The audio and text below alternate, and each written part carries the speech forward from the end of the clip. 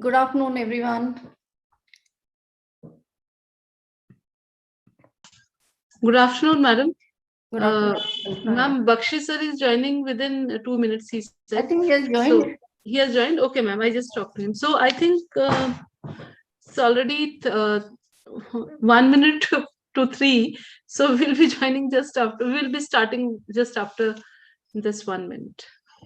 Chirag and all, please see that all the speakers are on co-host. I think Professor Bakshi sir, are you on co-host or not? I think he cannot speak. Just check out. Ma'am, actually, his audio is on mute mode. Good afternoon, Bakshi sir. Can you unmute? Just check out, please. And from your side also, Dr. Kalpana, just see that all the... Yes, ma'am. Everyone was there and just asking. Bhargava sir, you are there? I could see you. Yes, yes, Bhargava. Yes, sir. Thank you. Thank you. Thank you. Rajesh Pari sir is already is also there. Bhargava sir is there. I'm joined. I'm here. Very much. Good afternoon, sir. Good afternoon. Good afternoon, ma'am. Bakshi sir. He just will be joining again. I think he was not able to unmute himself. So, Okay.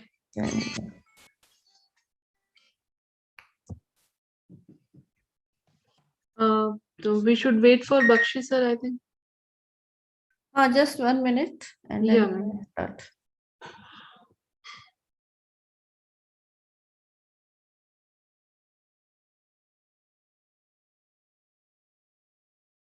Mm.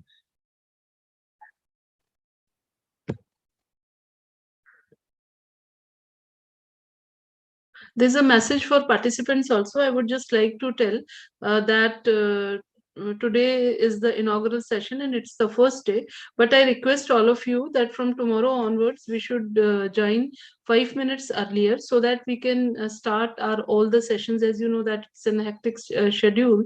So if we'll start our all sessions at the proper time, then it will be very fine for us. So I request you all to join 5 minutes prior to the sessions, because right now I can see that we are having 107 participants, and in this FDP we have 200 registered participants. So still now we are falling short of 92 participants. 108 have joined. So I would request all to join 5 minutes prior from tomorrow onwards. Ma'am, I cannot see Bakshi sir till now. Should I call him? I'm taking out. Yes, ma'am.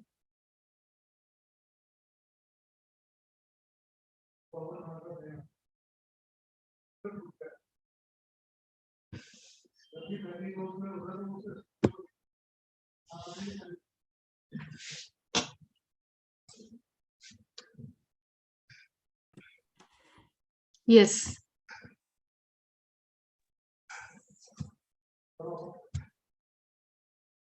Good afternoon, Bakshi sir. Good afternoon, Bakshi sir. It's Rajesh Pari.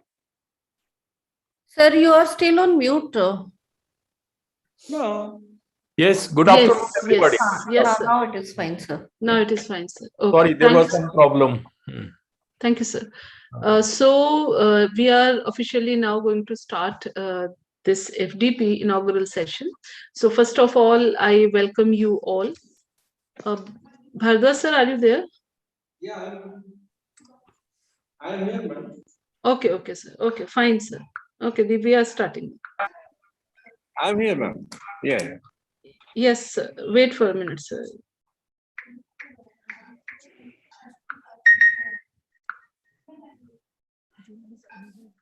Okay, thank you all. So first of all, I welcome you all on this platform, which is hosted. This is a virtual platform, a Zoom platform we are using. So I welcome you all in this FDP and this faculty development program, which is organized by collaborating with Guru Angad Dev Teaching Learning Center, SGTB Khalsa College, University of Delhi, and we at Internal Quality Assurance Cell, Government Madhav Science College, Ujjain. We are collaborating with the center, and we all welcome you all in this. From the college side, we welcome you all in this program, in this faculty development program. This faculty development program with a theme of ICT-based student-centric teaching learning pedagogy in the light of new education policy. And this is in accordance with the Sustainable Development Goal 4 of UNO, quality education. The goal 4 for UNO is quality education. So this whole FDP program will go in accordance with the Sustainable Development Goal 4 of UNO, which the goals which are adopted as Agenda 2030. This faculty development program is organized under the banner of, or we can say that this is organized under Pandit Madan Mohan Malviya National Mission on Teachers and Teaching, which is a mission by Ministry of Education, and we are being supported by Academic Excellence component of World Bank funded MPHE-QIP scheme, which is an initiative of State Project Directorate, Department of Higher Education, Government of MP, and Atmanirbhar Madhya Pradesh, output indicator 3. So we all have joined hands together, and we are just going on and we are just moving on this mission quality education with this faculty development program. This faculty development program will be organized from 22nd February, that means from today to 28th February, with a spectrum of guests and spectrum of experts. Today we have with us Professor A.K. Bakshi, who is the Vice Chancellor of PDM University and who is the Chairman GAD-TLC as Chief Guest. I welcome you, sir. We have with us Dr. Arpan Bharadwaj. Dr. Arpan Bharadwaj, Principal of the college. He is chairing the session. I welcome you, sir. We have with us Professor Vimal Rar. Professor Vimal Rar is National Coordination Project Head and Joint Director GAD-TLC. Welcome you, madam. Madam is also NRC chemistry. Madam is also looking into the NRC Chemistry Ministry of Education. Welcome, madam. We have with us Dr. Rajesh Pari, Chairperson ACT, Association of Chemistry Teachers, as well as Professor and Head, Department of Chemistry, Government Madhav Science College, Ujjain. Welcome you, sir. This FDP, when it was conceived with a very, I can say, it was conceived in the mission of, as title also contains this word, NEP. So this was conceived in the light of NEP, National Education Policy 2020. As national education policies suggest that this all teaching learning process, which we were going through as teachers since long, some of us are using very good techniques like it was, but every time we felt that it is not a student-centric methodology or student-centric pedagogy. Now NEP 2020 suggests that now this whole education process should shift from teacher, or it should not be teacher-centric, it should be student-centric. And when the word student-centric is used, at that time, innovative teaching learning pedagogies as well as innovative evaluation methodologies and connection of teaching with the fieldwork and outcome-based education, it becomes very important. Keeping all this perspective in our mind, we have drafted this FDP, where we'll be talking on different things like fourth quadrant of education 4.0, then OBE, then how to design LOCF, then video editing, then Moocs, and different things you will come to know slowly as the process will move on. We'll know about all these things. Proposed FDP is organized to provide overview of different ICT-based student-centric teaching learning methodologies in particular. And this all we are organizing, as I said, in the perspective of NEP. The objective of FDP is to bring awareness regarding NEP. You will be having some sessions in which experts will be delivering at length about NEP, and will come to know about that actually what are the requirements of this NEP and how this NEP can be put into the force, and how this NEP can be utilized very well for the development of students. This FDP, another objective is the familiarization with digital pedagogy, understanding of LOCF, and interaction of academics with community. We have seen that when we talk about education, much is talked about outcome-based education, but really we do not know that what is this outcome-based education is, how we can draft, how we should draft learning outcomes, how we should draft course outcomes, program outcomes, program-specific outcomes, what is the relation, and then how it can be used for the betterment of our course structure and for the students, how it can help in not only in the teaching learning process, but in the curriculum delivery too. Then another aspect, or I can say then another objective of the FDP is interaction of academics with community. We are having session where we are extending our teaching learning pedagogy to the community, where we are taking into account this community based learning also, as we have seen that in NEP, much focus is given to the community engagements. There will be many topics which will be covered. there will be certain overviews. We will understand, as I said, we'll understand a bit about NEP, pedagogues and pedagogies for higher education in 21st century, ICT tools for assessment, evaluation, feedback. We'll see that how the Moocs are designed, e-content development methodologies, then video capturing and editing tools. We have seen that now when we are talking about ICT-based teaching learning pedagogies, then the very important thing over here is how to design e-contents and how to make every student have these e-contents, or every student should utilize these e-contents. So this will be talking about, and I'm I am hopeful that at the end of this FDP, we will be knowing something about these pedagogies on which I was talking. Now there is a very obvious question which comes to our mind, that what are the highlights of the FDP? How this FDP is going to help us? So now this FDP is approved for CAS promotion, Career Advancement Scheme promotions under UGC and AICTE. Interdisciplinary, it's an interdisciplinary course which is valid for all streams. We are not focusing on any one, I must say, on any one subject or stream. It's a interdisciplinary course where we are taking into consideration and taking into account all the courses and all the subject areas.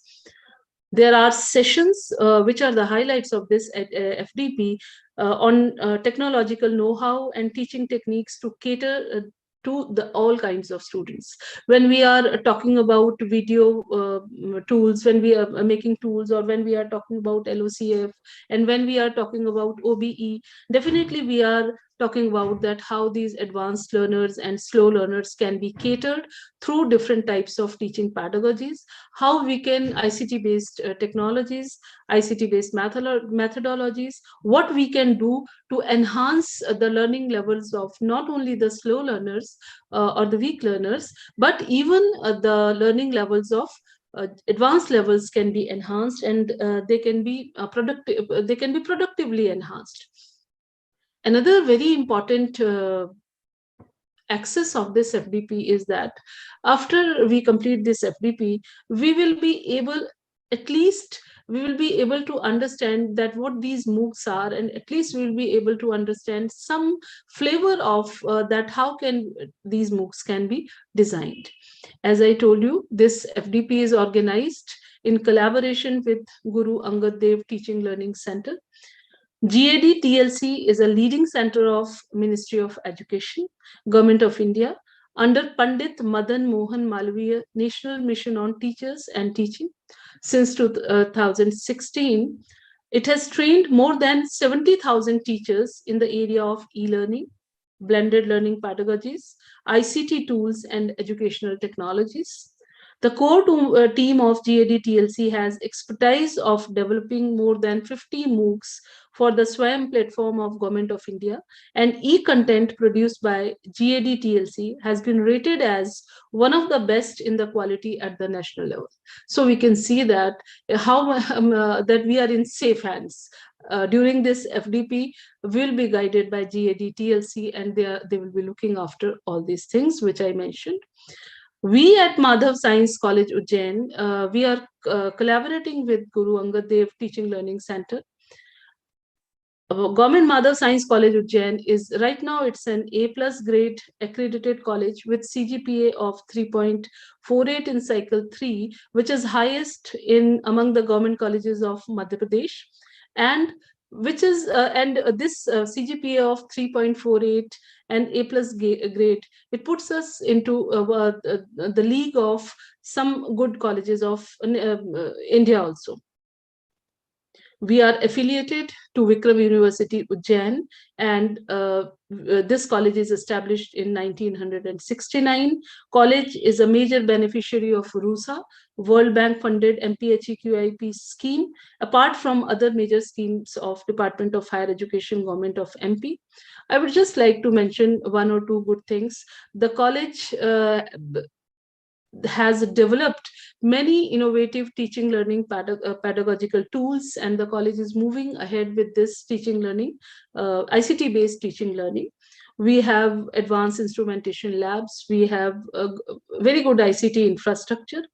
And this college has established Ministry of Education's Innovation Council, and this, with the help of this Institutional Innovation Council and my council, we are working hard towards introduction of innovation ecosystem through establishment of innovative culture in the college, through establishment of startups, maybe of any category. And we are also the nodal center of IIT Delhi for virtual lab program, where we are in the pandemic period, when all the classrooms were, you can say, you all know that we were not going physically to the classrooms, when all the libraries were shut down, when there were no labs and there were no students on campus, our college was utilizing the virtual lab facility of IIT Delhi, as we are the nodal center. And we were, being a science college, practicals are an integral part of our curriculum, and we were giving this virtual lab facility to our students to just perform the experiments which they could not perform physically during this period. You all have registered, so you might have gone through the brochure, and you know that what are the two options available with duty leave and without duty leave. So I would just like to mention over here that all of you who want to use this duty leave option must submit an authorized letter for that, so that we can consider them according to that. Now, the very important thing which I would like to tell you here is the mode of FDP. Please listen to this carefully. Now, this FDP will be organized in online mode. There will be certain formalities which we have to go on very rigorously, and some things as a participant, some expectations are there from us, and these are that these live lectures, they will be hosted on Zoom platform daily from 3 to 6 p.m. That means there will be lectures, there will be live lectures from 3 p.m. to 6 p.m. starting from 22nd February to 28th February. There will be 2 sessions daily, 3 p.m. to 4:30 p.m. and 4:30 p.m. to 6 p.m. But these lectures, which are which will be streaming live on Zoom platform, where you can interact, where you can ask questions from the experts, they are also available on My Class, which is a learning management system. You will be onboarded on this My Class. I'll tell you that what you need to do for that. So how this My Class thing you will understand. So these lectures are available on My Class. So you all have to be onboarded on My Class. This My Class will contain not only the streaming live lectures which you have seen, but apart from that, there will be video lectures which will be there on My Class related to the content. Then there will be some, that is an extra material. Then there will be study material, there will be YouTube videos, and everything will be there. So this, when you will be onboarded on My Class, you have to visit My Class and you have to complete all these assignments which are given there. There will be daily quizzes, and these daily quizzes are an integral part of FDP. You have to complete these quizzes in the time given. Okay, so we'll be starting this quizzing thing from tomorrow onwards, where you will be given, today is an inaugural session and keynote address. So from tomorrow onwards, you will have quizzes and you will have to complete it in the time given. No extra time should be asked to complete these quizzes. Second part is assignments. You need to complete 3 assignments in the stipulated time which is provided. So this assignment will be uploaded on My Class. Our experts which are taking your live lectures, they will be uploading, with the help of them, will be uploading these assignments, and you need to complete 3 assignments, which is an integral condition to complete this FDP. Then you need to complete a project. There will be a project which is also uploaded on My Class, and you will be given a certain fixed time. You will be given a certain stipulated time. In this stipulated time, you need to complete the project. So these quizzes, projects, and assignments. They make the evaluation part of, with the help of these three things, evaluation part of this FDP will be completed. There will be a feedback form which will be uploaded daily. Today we will be uploading this feedback form on your WhatsApp group. So you need to fill this feedback form in the stipulated time, and you need to do it compulsorily. Anybody who misses to fill this feedback form will not be may have problems during the certification period. So please fill this feedback form very honestly, and you need to fill this feedback form. From tomorrow onwards, this feedback form will be available on my class also. Today this is available. Today this will be floated on WhatsApp group. For onboarding you on my class and to give you a complete overview that how can you register and how can you make your ID and how can you complete this my class process. One session on my class will be organized tomorrow by GAD-TLC at 2 to 3 p.m. with Dr. Narinderjeet Kaur. Okay, so all of us have to join at 2 p.m. Tomorrow, because this 2 p.m. tomorrow will be a session on my class. This will not be a session, this will not be a regular lecture session tomorrow. It will be a special session on my class, where you will learn that how to join my class and how to utilize my class for all the lectures, all the video lectures, all the YouTube videos and other contents for how to submit quizzes, how to submit assignments, and how to submit projects. So this is a very important thing which you need to do. So this is the mode, and this is very important. As during the registration process, when you have seen your brochure, then you have seen that there is basically an eligibility for certificates. For successful completion certificate, there are two types of certificates available. One is successful completion certificate and another is certificate of participation only. For successful completion certificate, candidate must secure at least 50% or above in assignments, projects, and online quizzes as per the norms, these are the norms which are set up by GAD-TLC and the collaborate and the organizing agencies. Certificate of participation will be given to those who do not qualify. They will this certificate of participation will be, or I can say that I should reconstruct my sentence, that those who do not qualify will only be given certificate of participation. As anybody who is participating, as anybody who has registered and participating successfully, they will be given, all of them will be given certificate of participation. But successful completion certificate will be given to those only who secured 50% or above in assignments, projects, and online quizzes. One condition remains, that you all have to fill the feedback forms. I must thank all the resource persons which will be here with us for these days, that means from 22nd to 28th February. However, when we will be submitting our report in the end, at that time also we will thank them. But just to mention here, I would like to thank from this platform Professor A.K. Bakshi, who is also here with us for keynote address. I would like to thank Professor Jaswinder Singh, who is Principal SGTB Khalsa College and Director GAD-TLC.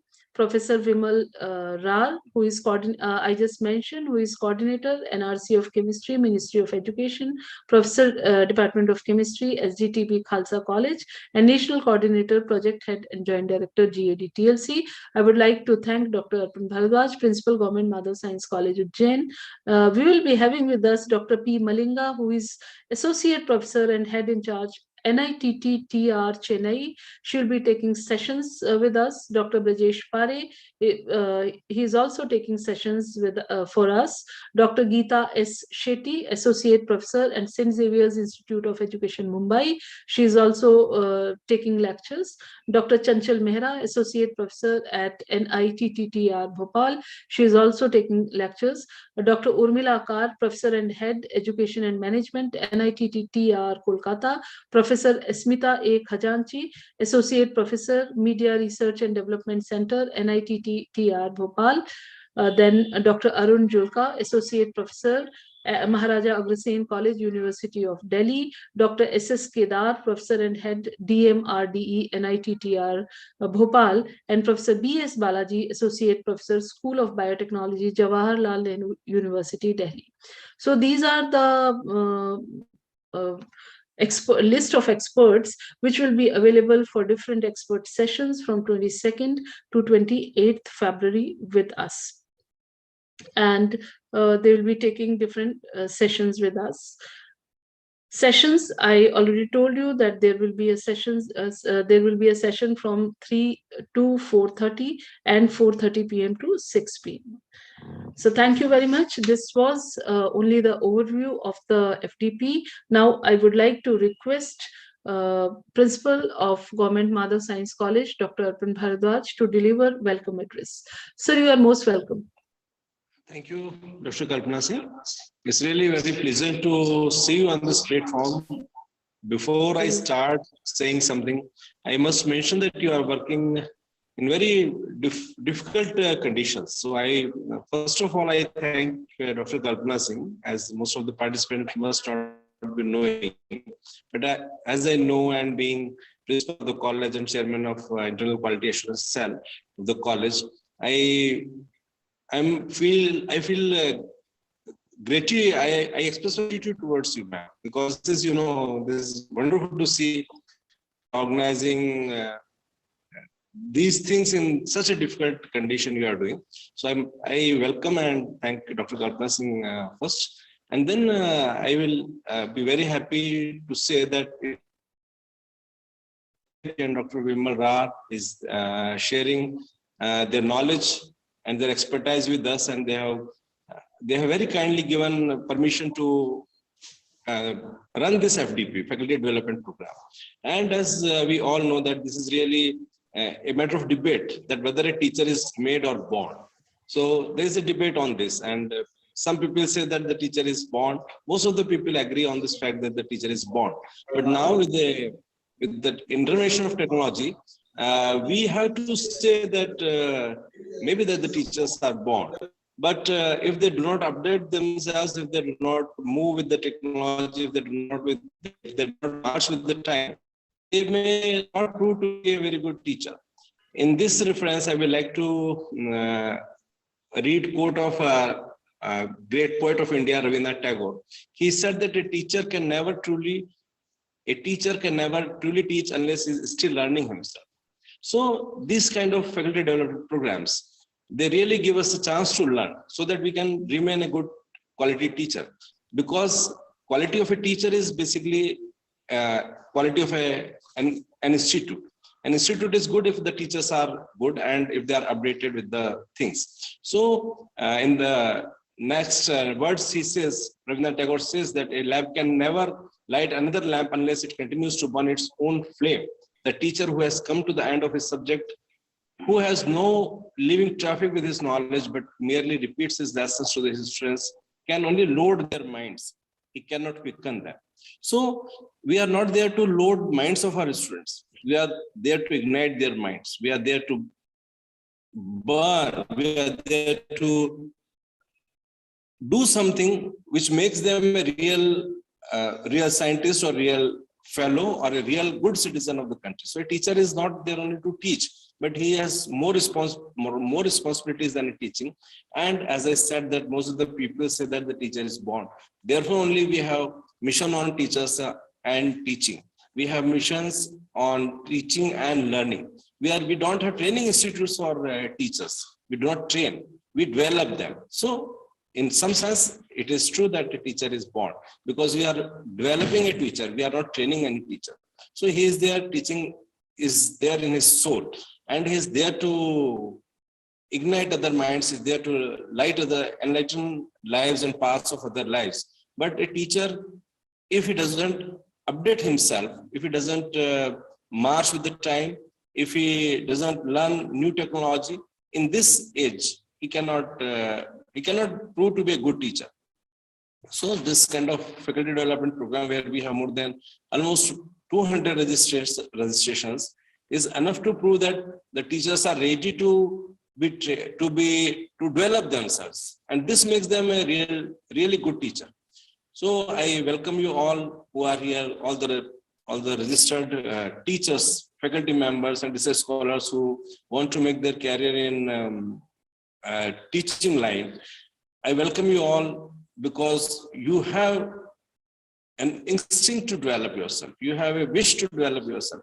You really want to give something to the society, which will definitely make a better society. And when we go to the surveys, when you go to the studies, you find that Indian universities are not showing very good presence over there in top 100 universities or top 200 universities. How will it happen?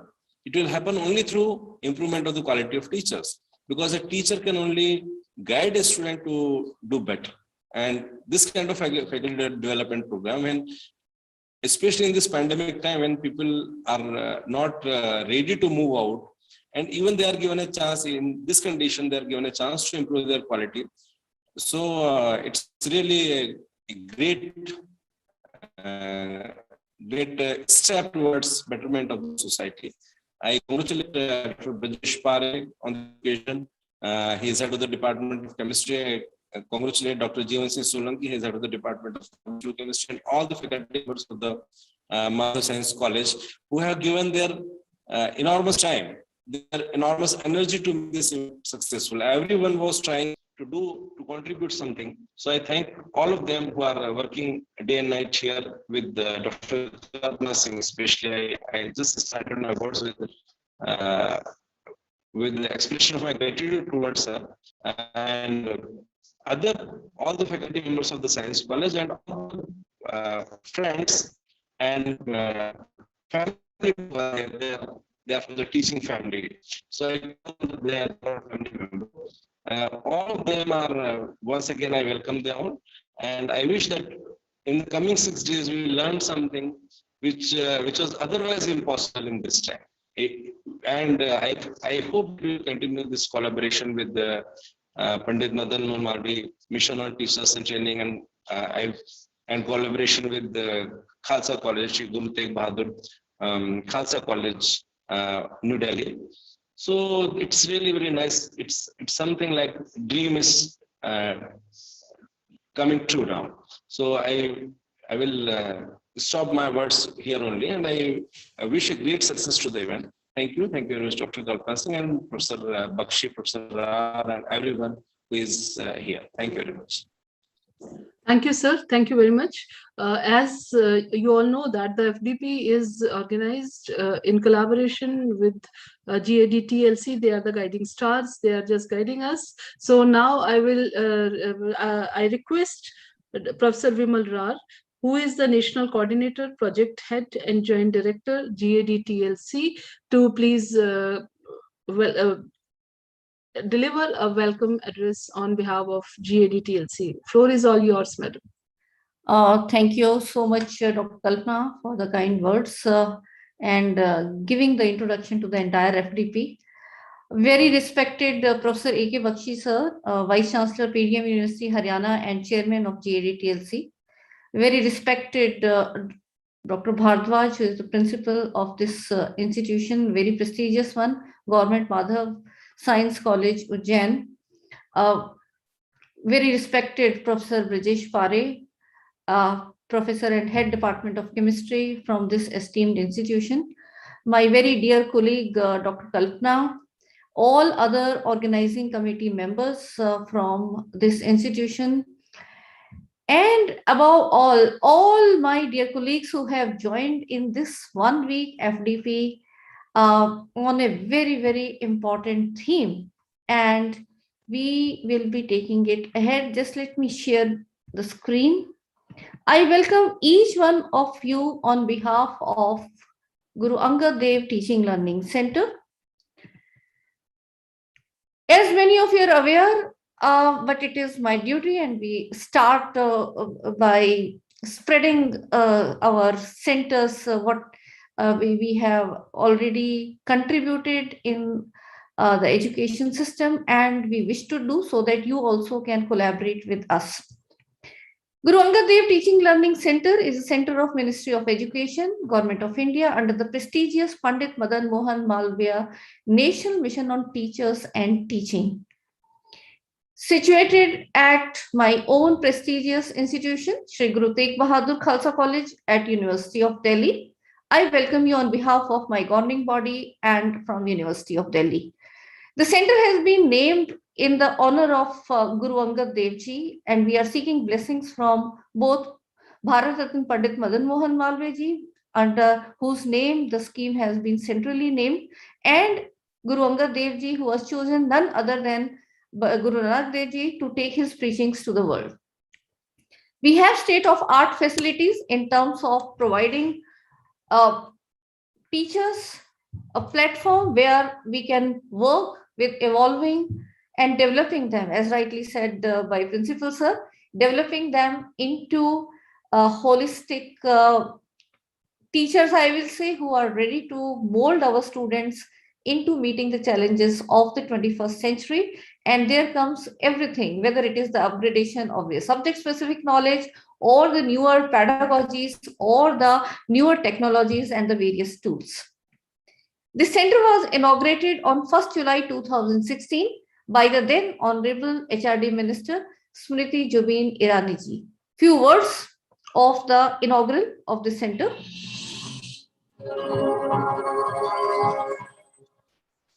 आज मैं विशेष रूप से बधाई देती हूँ professor Bakshi को, विमल जी को,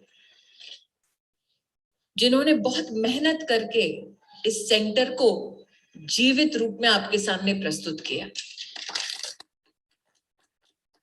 ये एक टीचर की ललक, उसके उत्साह का उदाहरण है कि भारत सरकार ने दिसंबर 2014 को माननीय प्रधानमंत्री जी के हाथों पंडित मदन मोहन मालवीय नेशनल मिशन को राष्ट्र के सामने प्रस्तुत किया।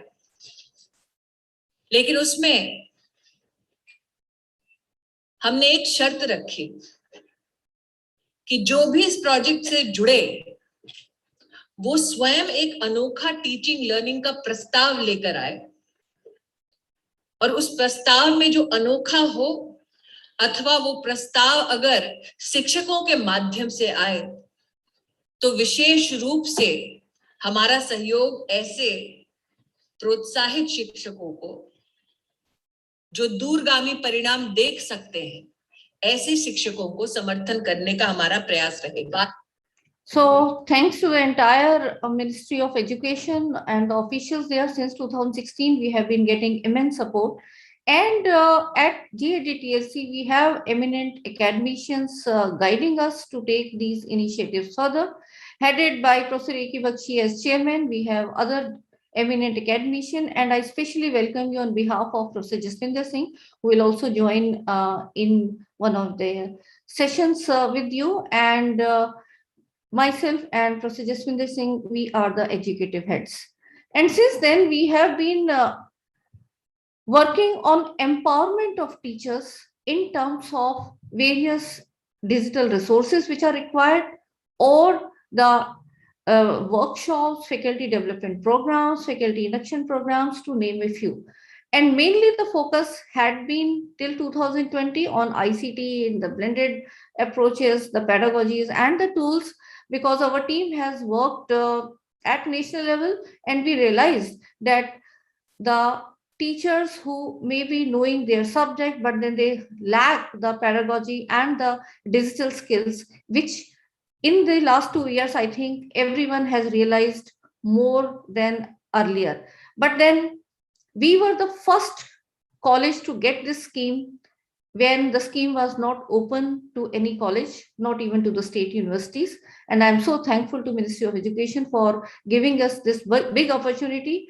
And as a team, we have been working since then for developing the skills and the requirements of not only the technology and pedagogy, but there is an entire system which is now changing in the light of NEP 2020 and the outcome-based education, how the teachers have to be not only made aware about these changes, but then how we can create models which can be then implemented in context of different subjects.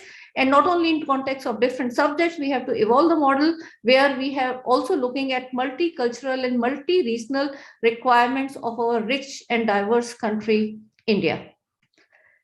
The teacher's e-kit is a concept that is again a 4-quadrant e-content development. As a group of teachers you can do, and in my session I'll be taking this slightly detailed because this is also a 4-quadrant thing.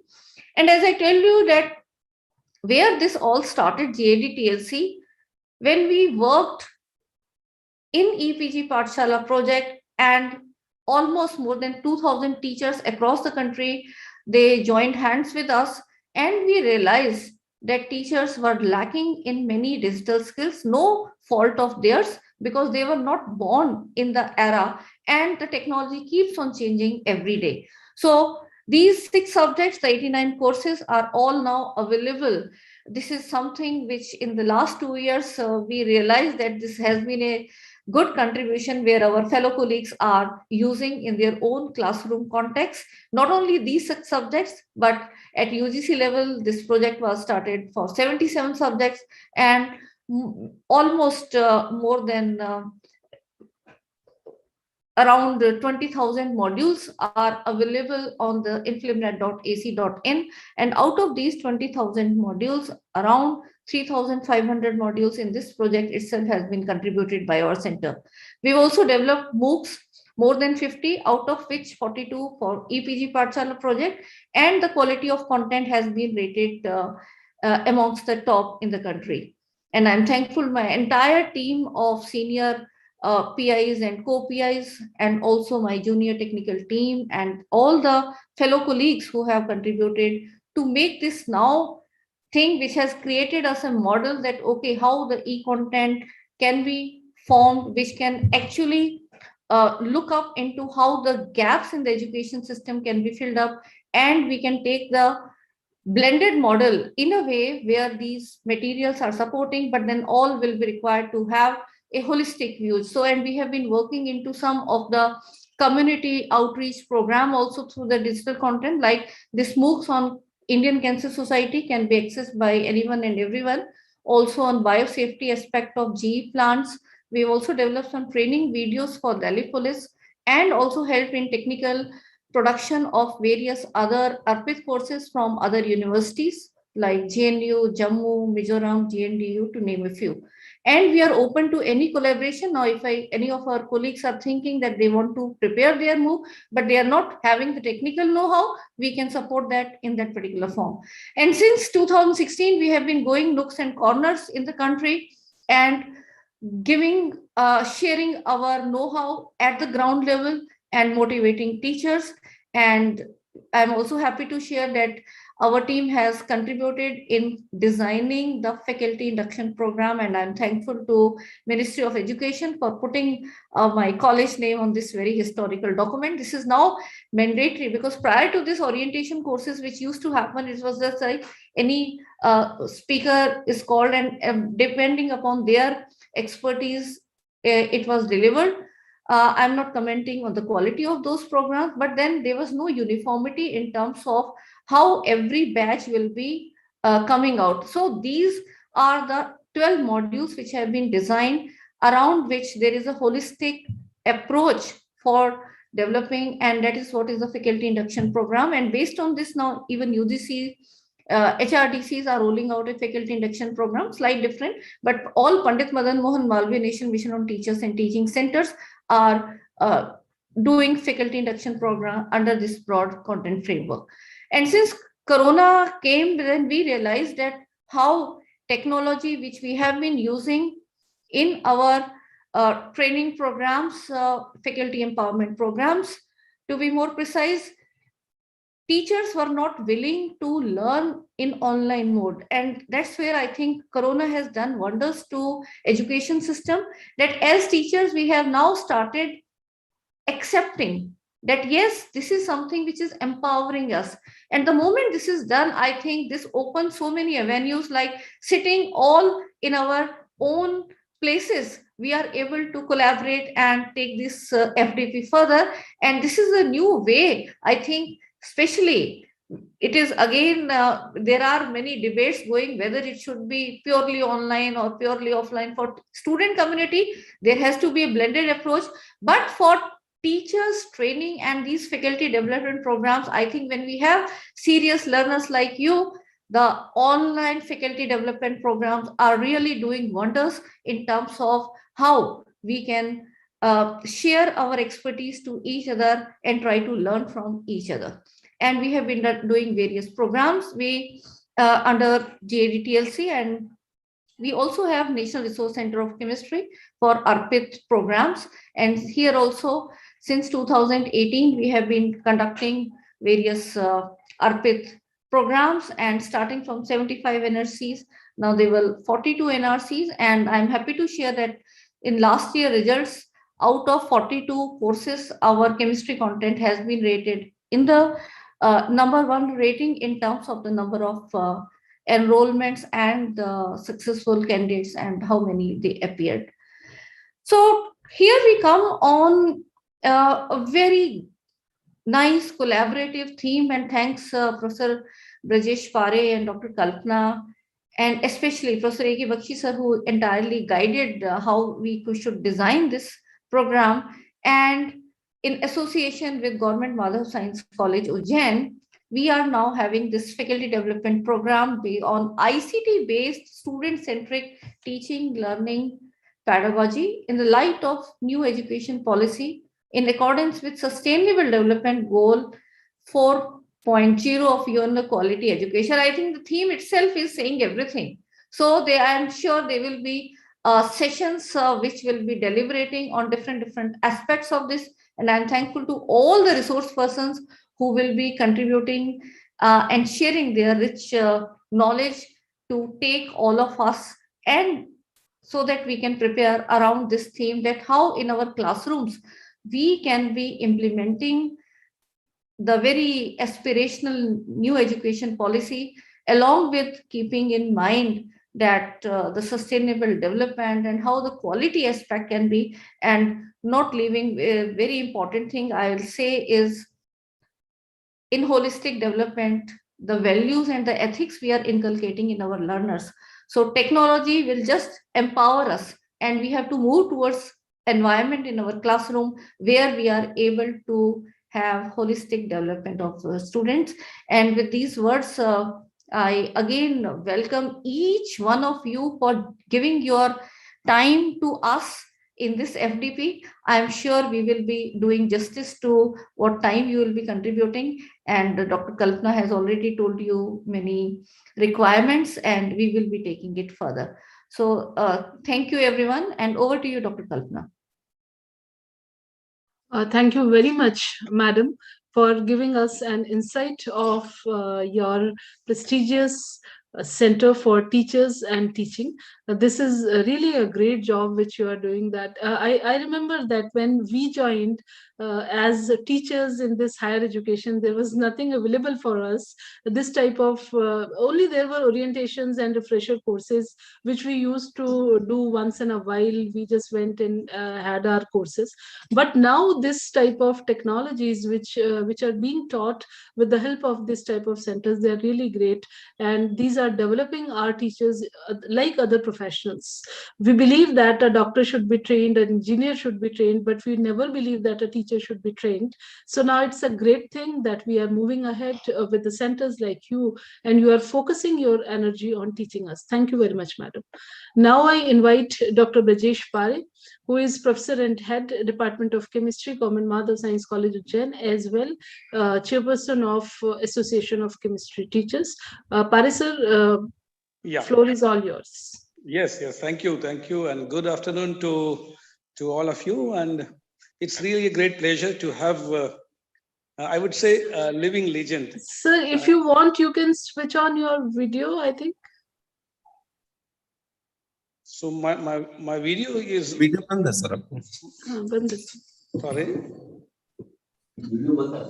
Okay. I will just, I will on it. No problem. I will do that. No, it's all right. It's working. It's working. I'm here. Is it okay? Yes, sir. Now it's okay. It's working. I'm here. So please go ahead. Okay. So once again, good afternoon to all of you. And what I was saying, I would say the living legend, Professor So A.K. Bakshi Sahab. it's still not working. Your video is still not working. I think. So let it be. If it's not working, let it be. Okay. I need this phone. I need this phone. Yeah. Anyway, if it is not visible, no problem. But I'm audible. Yes, sir. You are audible. Okay, fine. So let me finish. I will be speaking very short.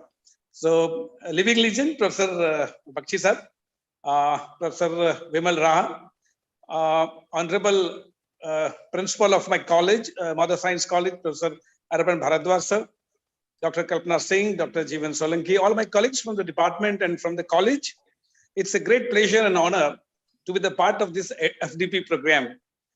In fact, we have been watching the programs from the Khalsa College, under the aegis of, under the leadership of Professor Vimal Raha, many programs we have seen earlier, and that in fact, generated a kind of a desire to have a similar program under the aegis of the Khalsa College and our own college, that is Mother Science College. So this is happening today, and I'm extremely happy with that.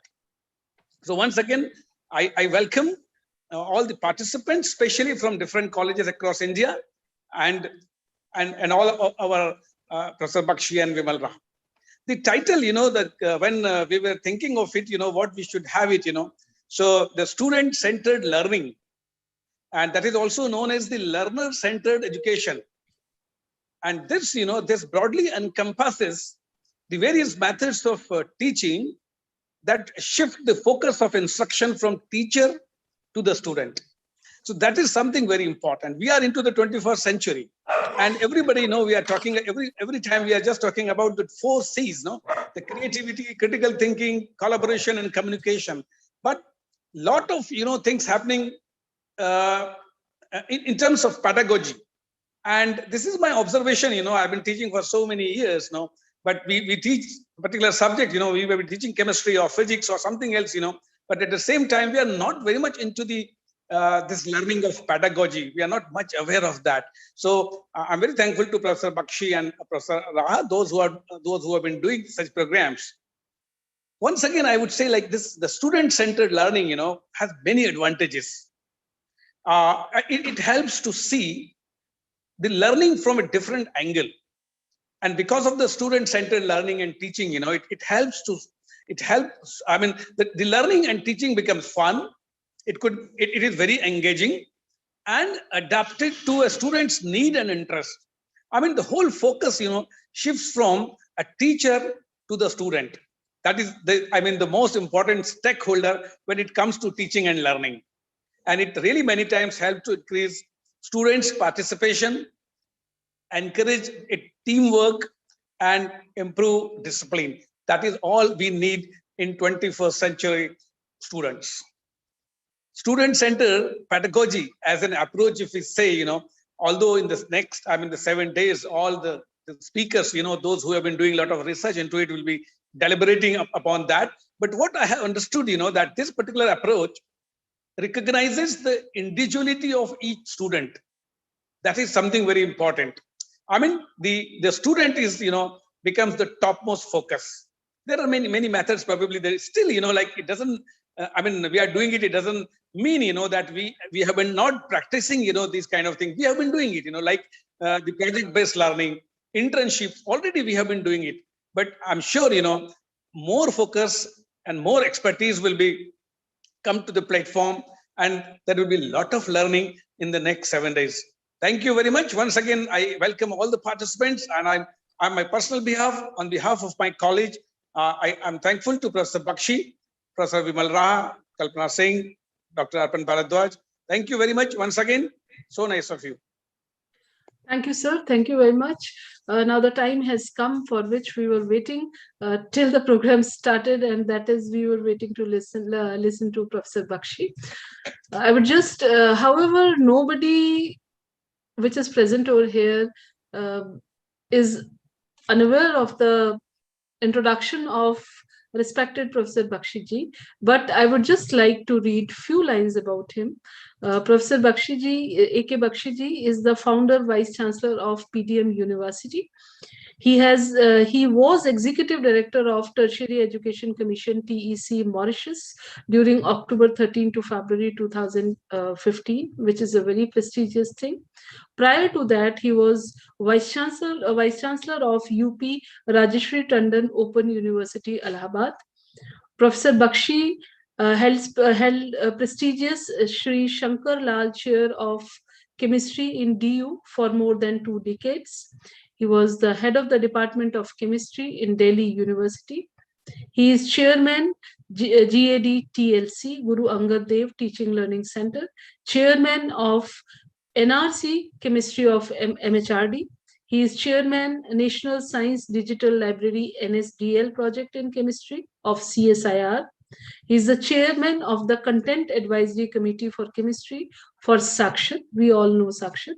He is double, and these are his credentials as a teacher, but he is a very good student too. I would just like to mention over here that Sir is double gold medalist of Delhi University, and he did his postdoctoral training from Germany and Kyoto University, Japan, with Dr. T. Fukai, who is the Nobel laureate.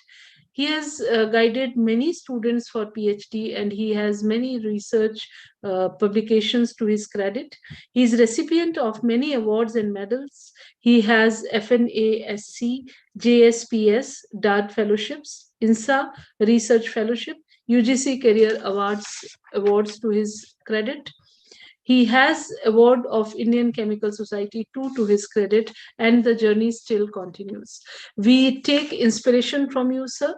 We just look up to you that how this type of academic career can be pursued so humbly. So thank you very much, sir. Sir से जब भी मैंने बात की है तो I felt so इतना मुझे महसूस हुआ है कि so humble when he is talking to others, and this is how this type of great personalities, they inspire others. Welcome you, sir. The floor is all yours, and sir is talking today on he will be delivering the keynote address, and he will be delivering his address on learner-centric education for 21st century learning needs, which is the theme of this FDP. So floor is all yours, sir. Thank you very much, Professor Kalpana Singh, for your very, very kind words of introduction. I am very happy that you could make it and conduct the entire program despite things not well at your end. That shows your commitment as well. I'm also very happy that we have many eminent people with us today. Professor Arpan Bharadwaj, Principal of the college, and Professor Rajesh Pari, the great educationist and also an excellent human being, and my colleague, Professor Vimal Raha, who is the driving force behind this entire program, and she is one of the leading e-learning experts of the country. And also, I extend my greetings to all the participants from all over the country who are attending this faculty development program. I'm very happy that this is a collaborative event. And as you know, Guru Angad Dev Teaching Learning Center is a creation of Pandit Madan Mohan Malviya National Mission on Teachers and Teaching. You know, this is a central scheme where the most important focus is on teachers and their teaching. And under this program, GAD-TLC has been conducting various programs to empower teachers. We have conducted hundreds of such programs, and each in a way empowers the teachers. But I'm very happy that Professor Kalpana Singh and Professor Rajesh Pari this time chose this topic, which is basically on ICT-centric, teaching, learning, pedagogy, etc. I don't think our center has earlier conducted a program on this theme. Therefore, I'm sure it is going to be of great interest to everybody. And when I was asked to deliver the keynote address, I chose this topic, although I have never delivered a talk on this topic. I thought, let me also learn in a way, because how there is so much talk about learner-centric education these days. Therefore, I shall be speaking on this topic, and I will start from very, very basics so that you understand what is the rationale behind this and how all teachers can be empowered to embrace this new pedagogy. So before I start, let me share my screen.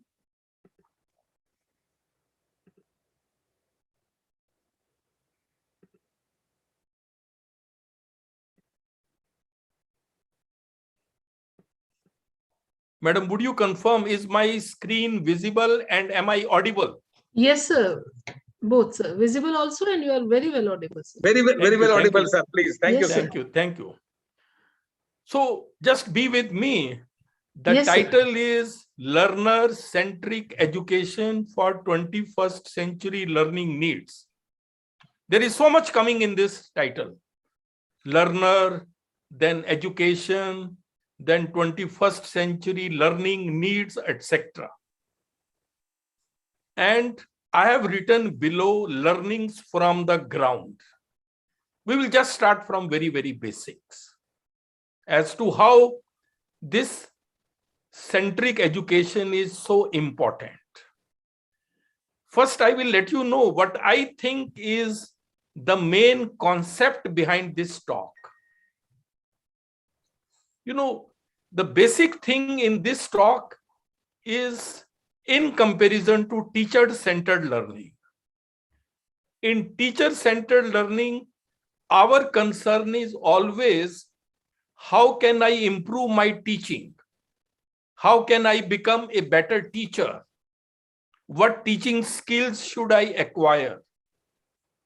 Whereas in learner-centered learning, the focus is, how can I improve students' learning? Because even when I am teaching, it's for the learning of the students. So the focus has slightly shifted, and the focus is mainly on improving students' learning.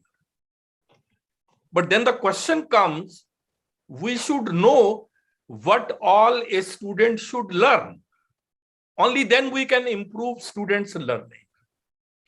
We have to be aware of what should be the needs of the 21st century.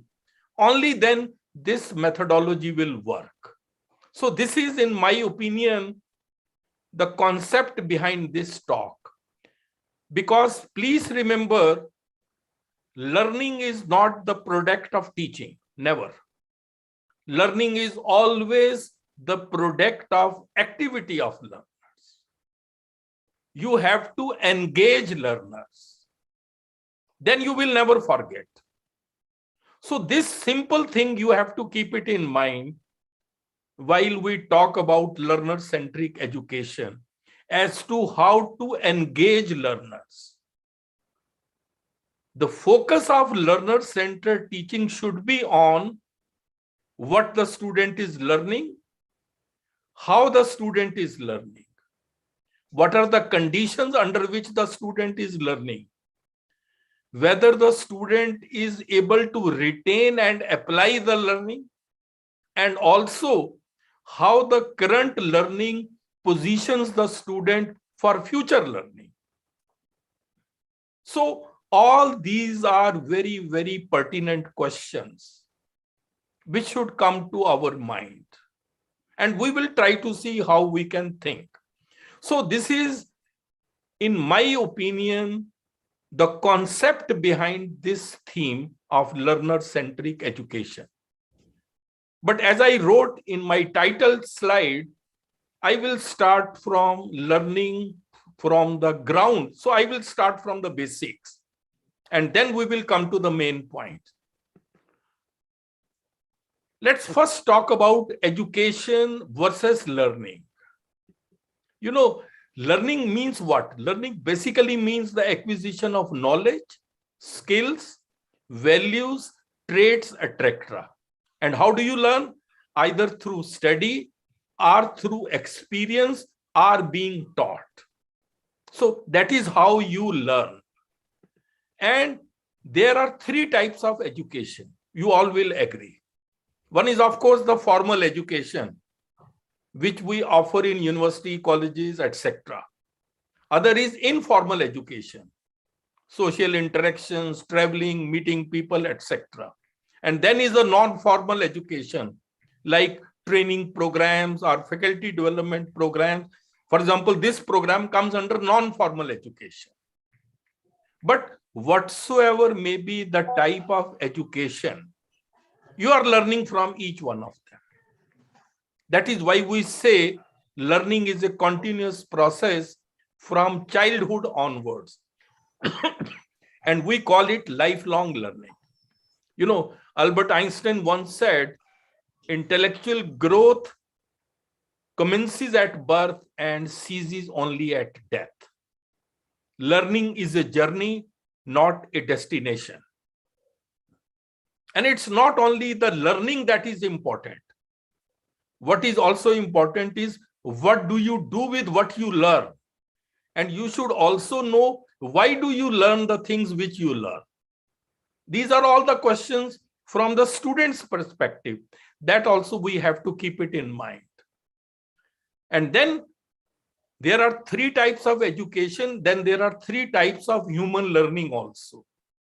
One is cognitive domain, where head is involved, thinking process, mental skills are developed. That comes under cognitive domain. Then we have the psychomotor domain, where, you know, doing comes, hand is involved. Manual or physical skills are developed. For example, reading, writing, typing, making diagram, these come under psychomotor skills. And then is affective domain, that is heart is involved, feelings, emotions, all these are involved. So now you can very well understand that learning process is quite complicated and all the three things are involved. Generally, we mainly focus on cognitive domain, because at cognitive domain, education is not the learning of the facts. It is the training of the mind to think. So education should train us to think. And our children are our greatest natural resource. Our students are our greatest natural resource. India is one of the youngest nations of the world. Less than 25 years, we have 50% population, and 65% population is less than 35 years.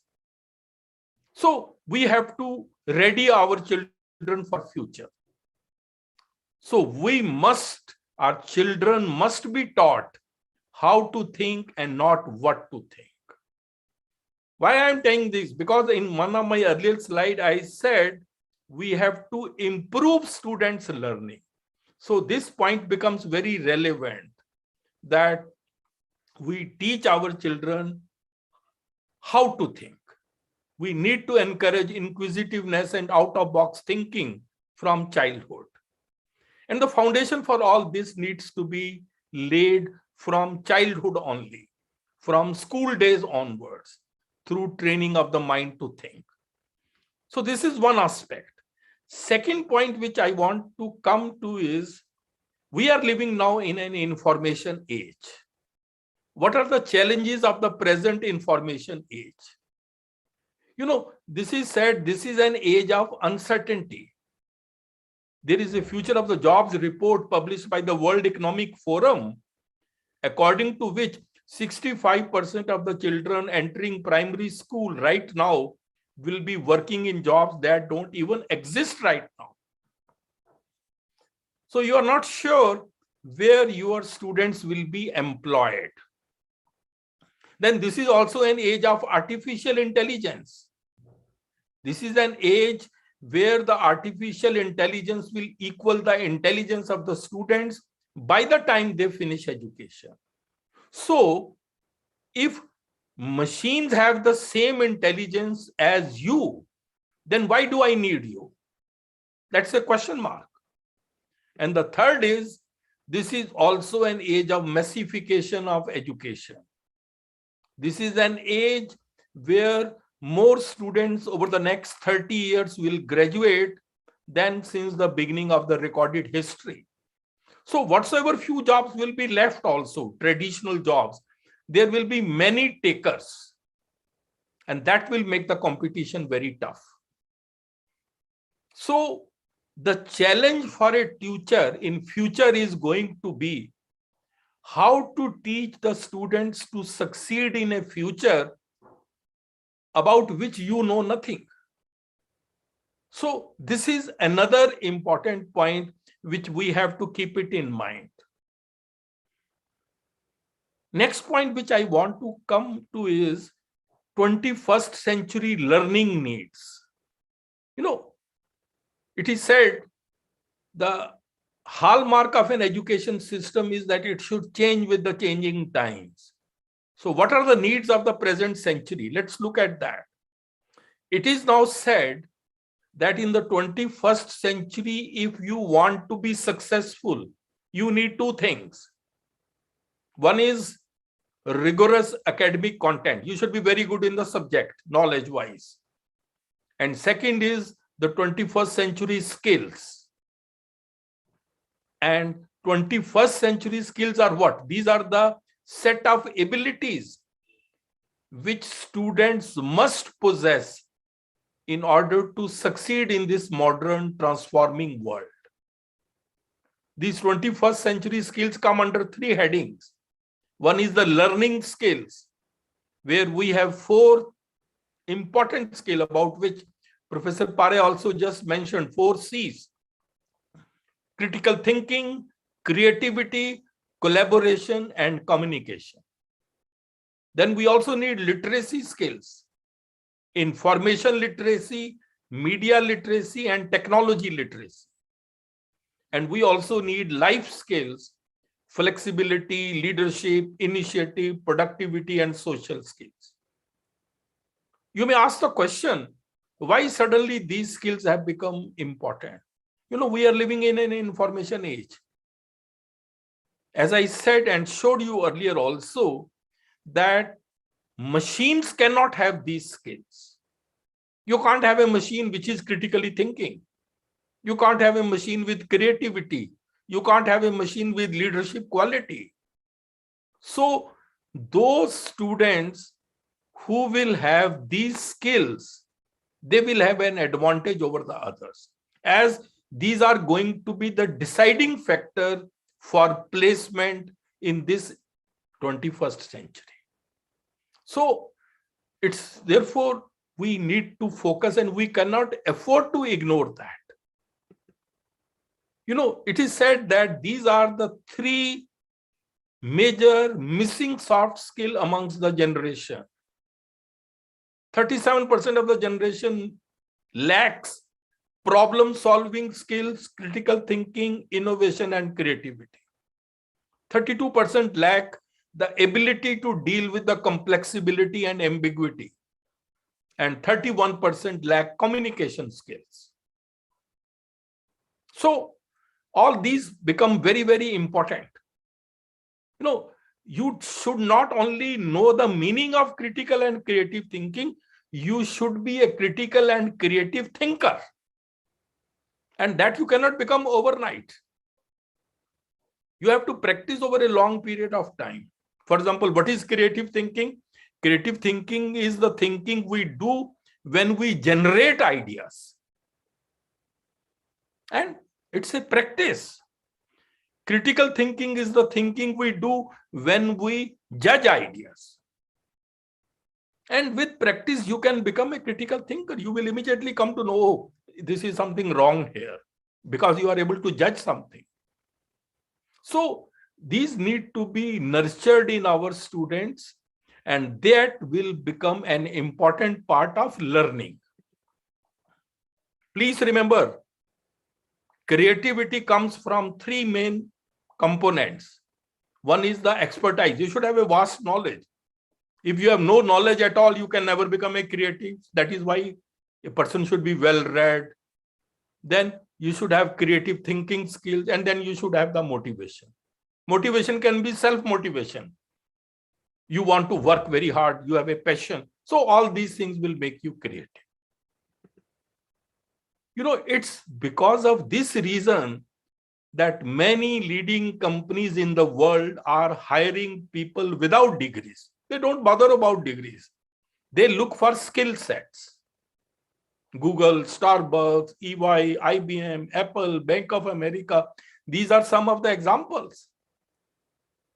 Just you should have the right skills, which they will test, and that's enough, whether you have degrees or not. So, now you can understand why I am saying all these things, because now I am building a background about what a student should learn. Then comes the learner-centric education to improve that learning. So this was all a background. And before that, one more thing I would come, that is ultimately, we need students to acquire competence if they have to excel in their profession.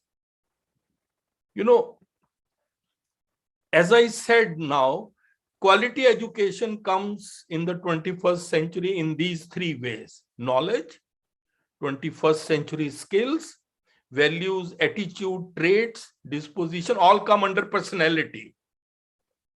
So all the three are important things. And this quality education our students will need in order to thrive and succeed in the modern world.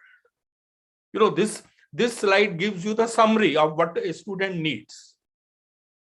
And I have already told you why he or she needs it. Even United Nations Sustainable Development Goals, which they gave in 2015 and which have to be achieved by 2030, and which is one of the sub-themes of this FDP. Quality education is the basis.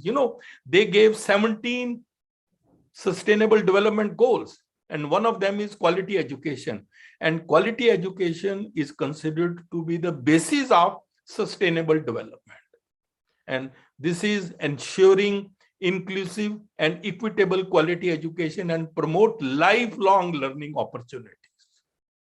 Now everybody talks about lifelong learning.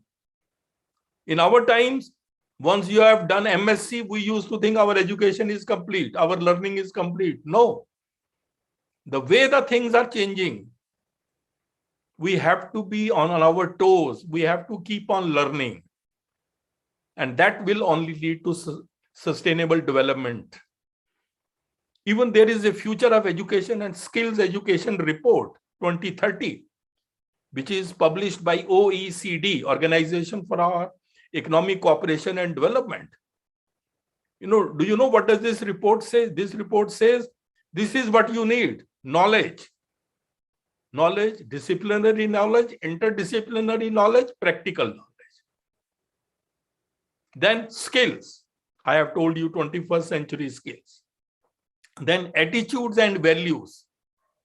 And all the three taken together make you competent.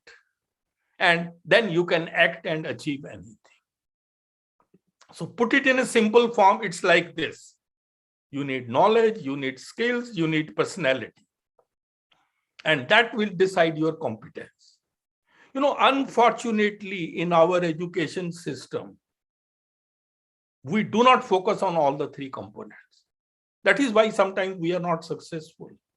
We generally focus on knowledge and knowledge and knowledge. Skills, we teachers are not, competent enough to teach skills. I may know the meaning of communication, but it is difficult for me how to teach communication skills to a student. And then personality aspect is also ignored. Therefore, the objective is one should acquire competence. And in competence, it is said there is a very famous iceberg model for competence. In an iceberg, 1/9 of its volume is above water and the remaining is below water. Similarly, knowledge and skills are visible to everybody. What is your knowledge, your biodata, CV, etc. But what is most intriguing is you do not know the personality of a person, attitude, traits, thinking style, disposition. You come to know only when you deal with the person. Therefore, this remains an enigma for everybody, unknown to others. And one needs to understand all the three things. In our education system, at least I'm sure nobody teaches us personality traits. So personality plays a very important role in one's success in life. There is a report that 87% of all people fail not because of capability, but because of personality. Because it's always neglected. Personality is who we are and what we do when everybody is watching. Character is who we are and what we do when nobody is watching. So we will talk about that. So that was my one part.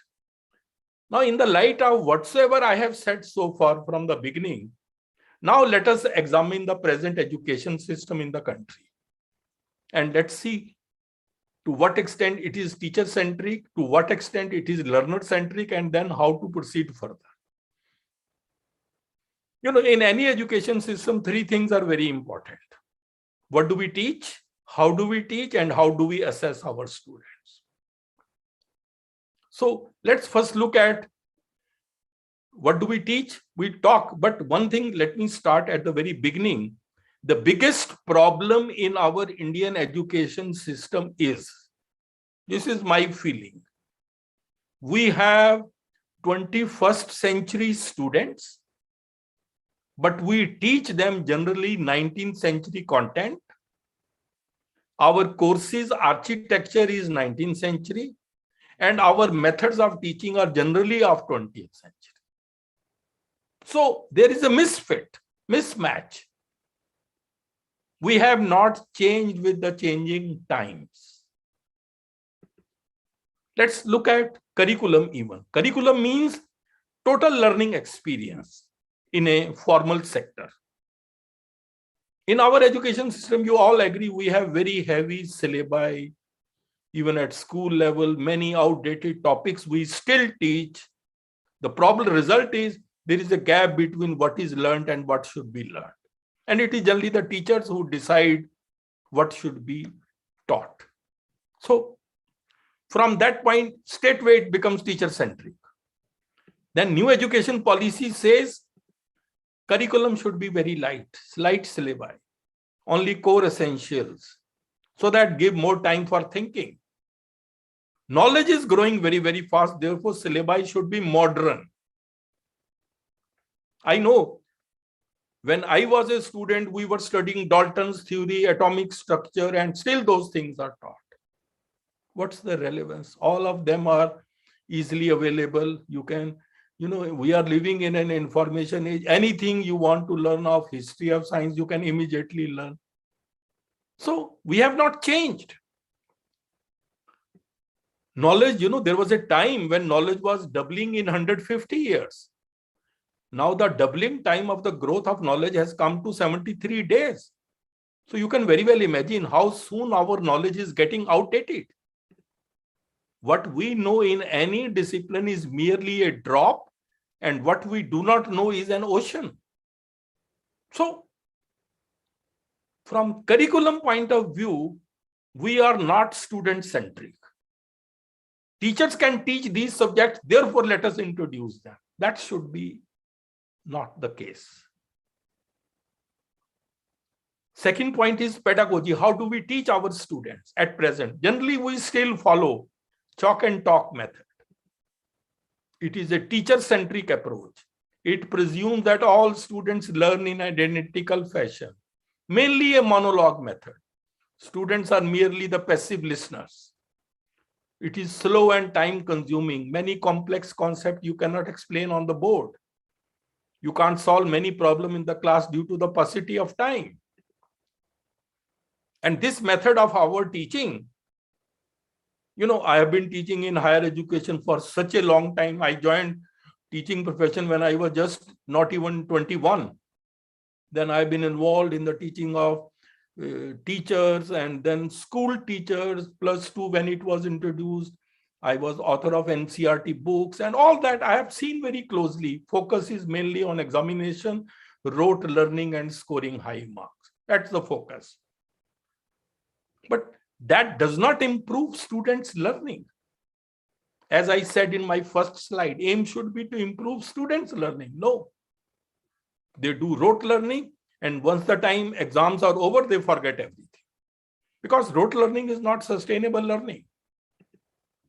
Our teacher-centric education system does not encourage thinking, innovation, and creativity amongst the students. What's the fundamental flaw in our education system? You may ask the question. The fundamental flaw in our education system is, watch this 3-minute video. No, sorry, it will not come. It will not come. No.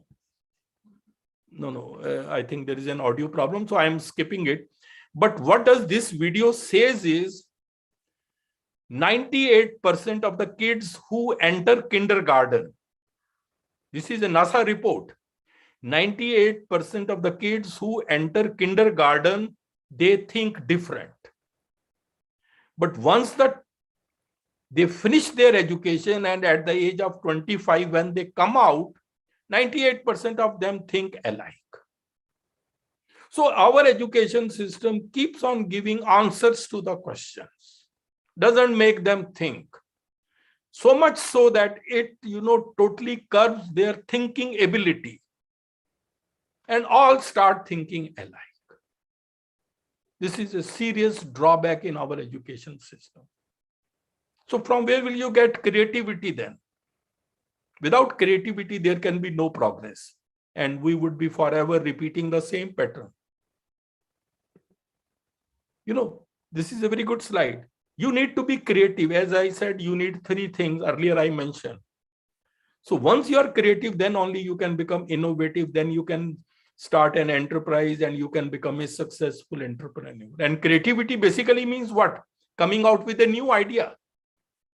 So that way we are missing in our country. And third thing is, how do we assess? Assessment also is in a way, a judgment on students' learning. Assessment derives students' learning. The way you will assess, your students will learn that way. So if we will assess rote learning, they will do rote learning. If we will ask them some simple application, they will do that. So assessment can be a very good way to enhance quality of education. There is a very famous Bloom's taxonomy. At cognitive level, learning takes place in 6 stages. Look at this. Learning starts from remembering, then understanding, then application, then analysis, evaluation, and at the top goes creativity, which is the highest order thinking skill. But in our education system, in our talk and chalk method, focus is mainly on developing lower order thinking skills. Remembering, understanding, or application.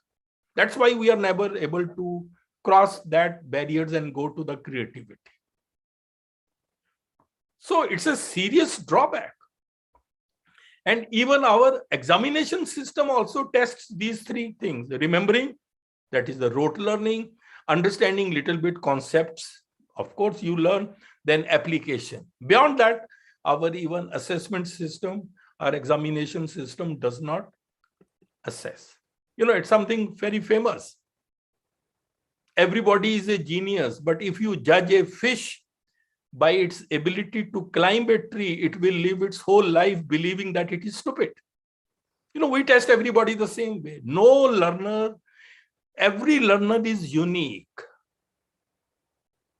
In new education policy, it is said we should develop the creative potential of each individual. Each individual is unique.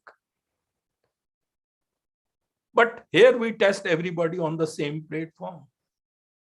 Just as the example is of the fish. This is what Albert Einstein said. So fundamentally wrong. That is why, the world is now slightly shifting towards personalized learning and personalized assessment. Our examination system does not bring out the real ability, achievement, or potential of the students. As a matter of fact, it won't be wrong if I say we are not equipped with a deep understanding of how children learn and how to assess a child's overall growth. We don't understand the science of learning, how learning takes place. We rather examine children one against the other. So you can understand that our present system is teacher-centric. We follow it because we were also taught in the same way. So now the question comes, where has our teacher-centric system failed us? The biggest failure is it has brought about a crisis of creativity in Indian education system.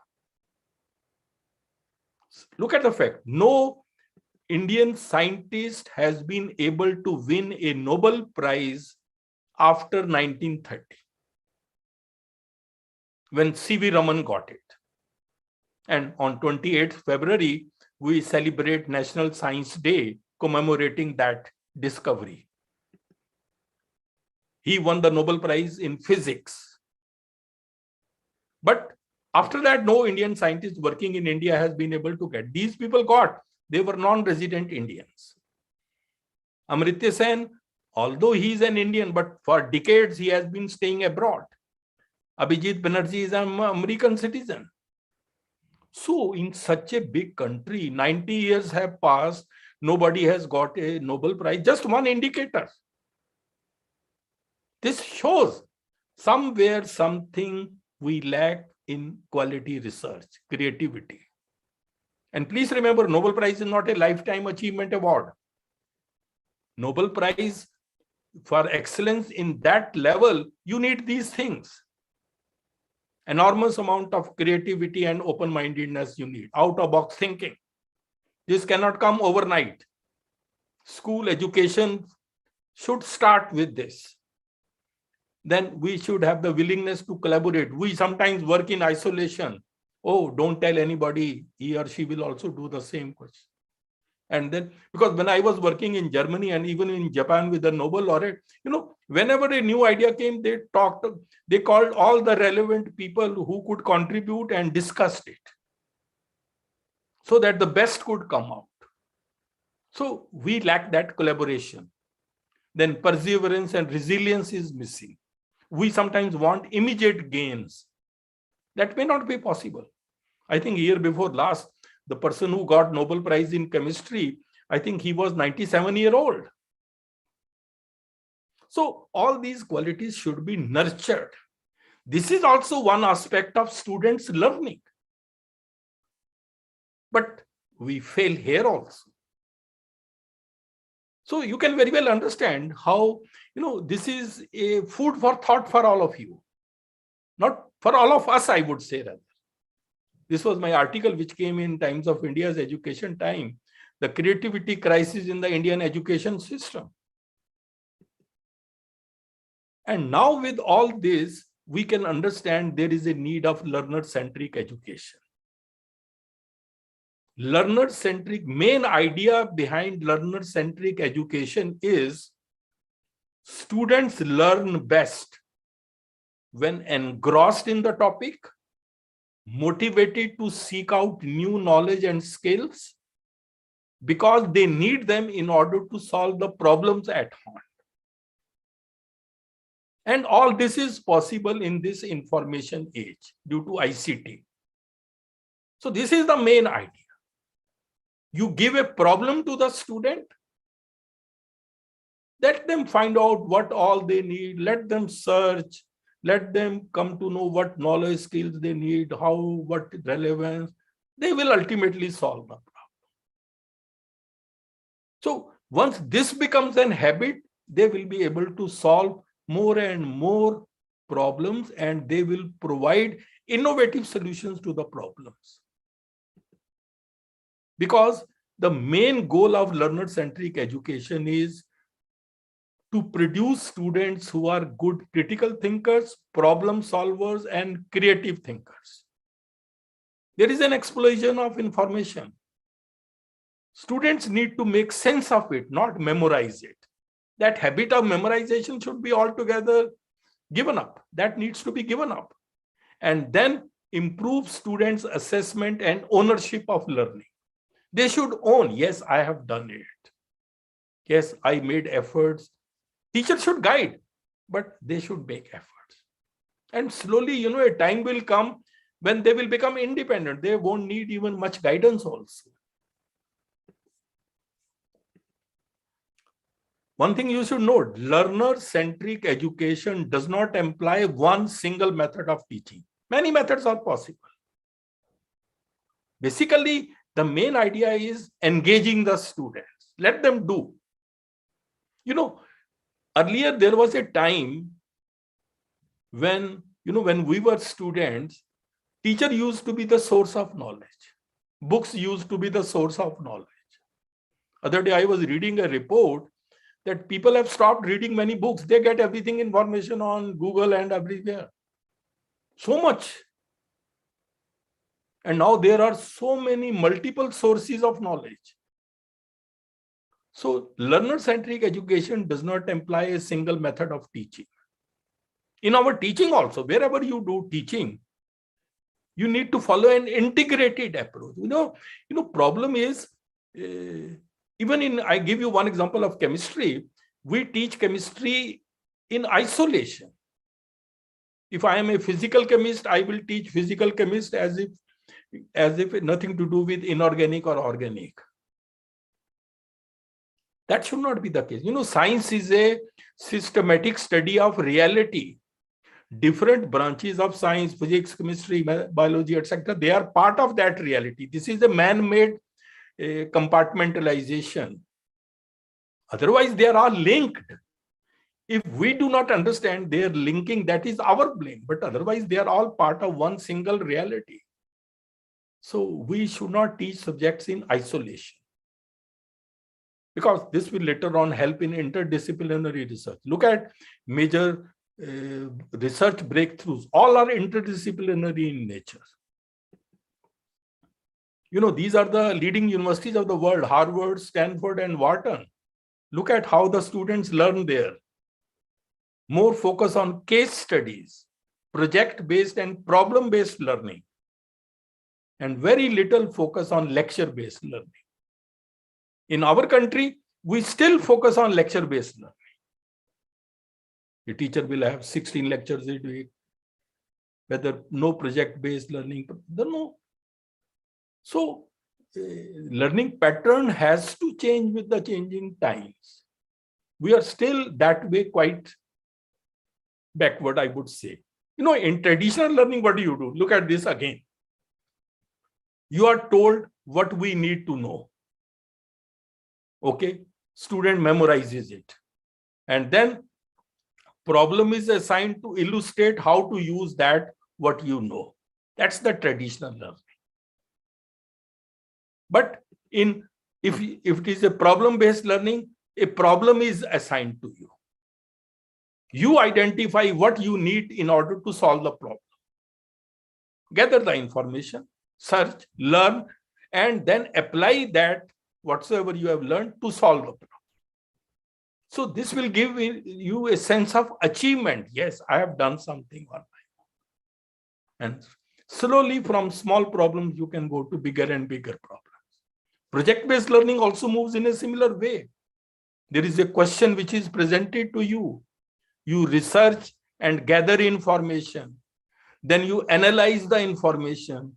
then derive knowledge from the information, and then you see how to demonstrate what you have learned and then how to apply it in the project. So these are the steps for project-based learning. These are the different methods. All are student-centric. Another is collaborative learning environment. You collaborate with each other. You give idea, I give idea, then find out which is the best idea. That is the collaborative learning environment. Share ideas, collaboration, discussion, community, brainstorming, interaction, and then the best comes out. All major Nobel Prizes are basically a consequence of this collaborative learning. They share ideas. Nobody is perfect. Nobody knows 100% everything. And then, in our teaching, we need to design activities and assignments that challenge the student's mind, that enhance creative thinking ability, that improve analytical skills, and then give students more control over their learning.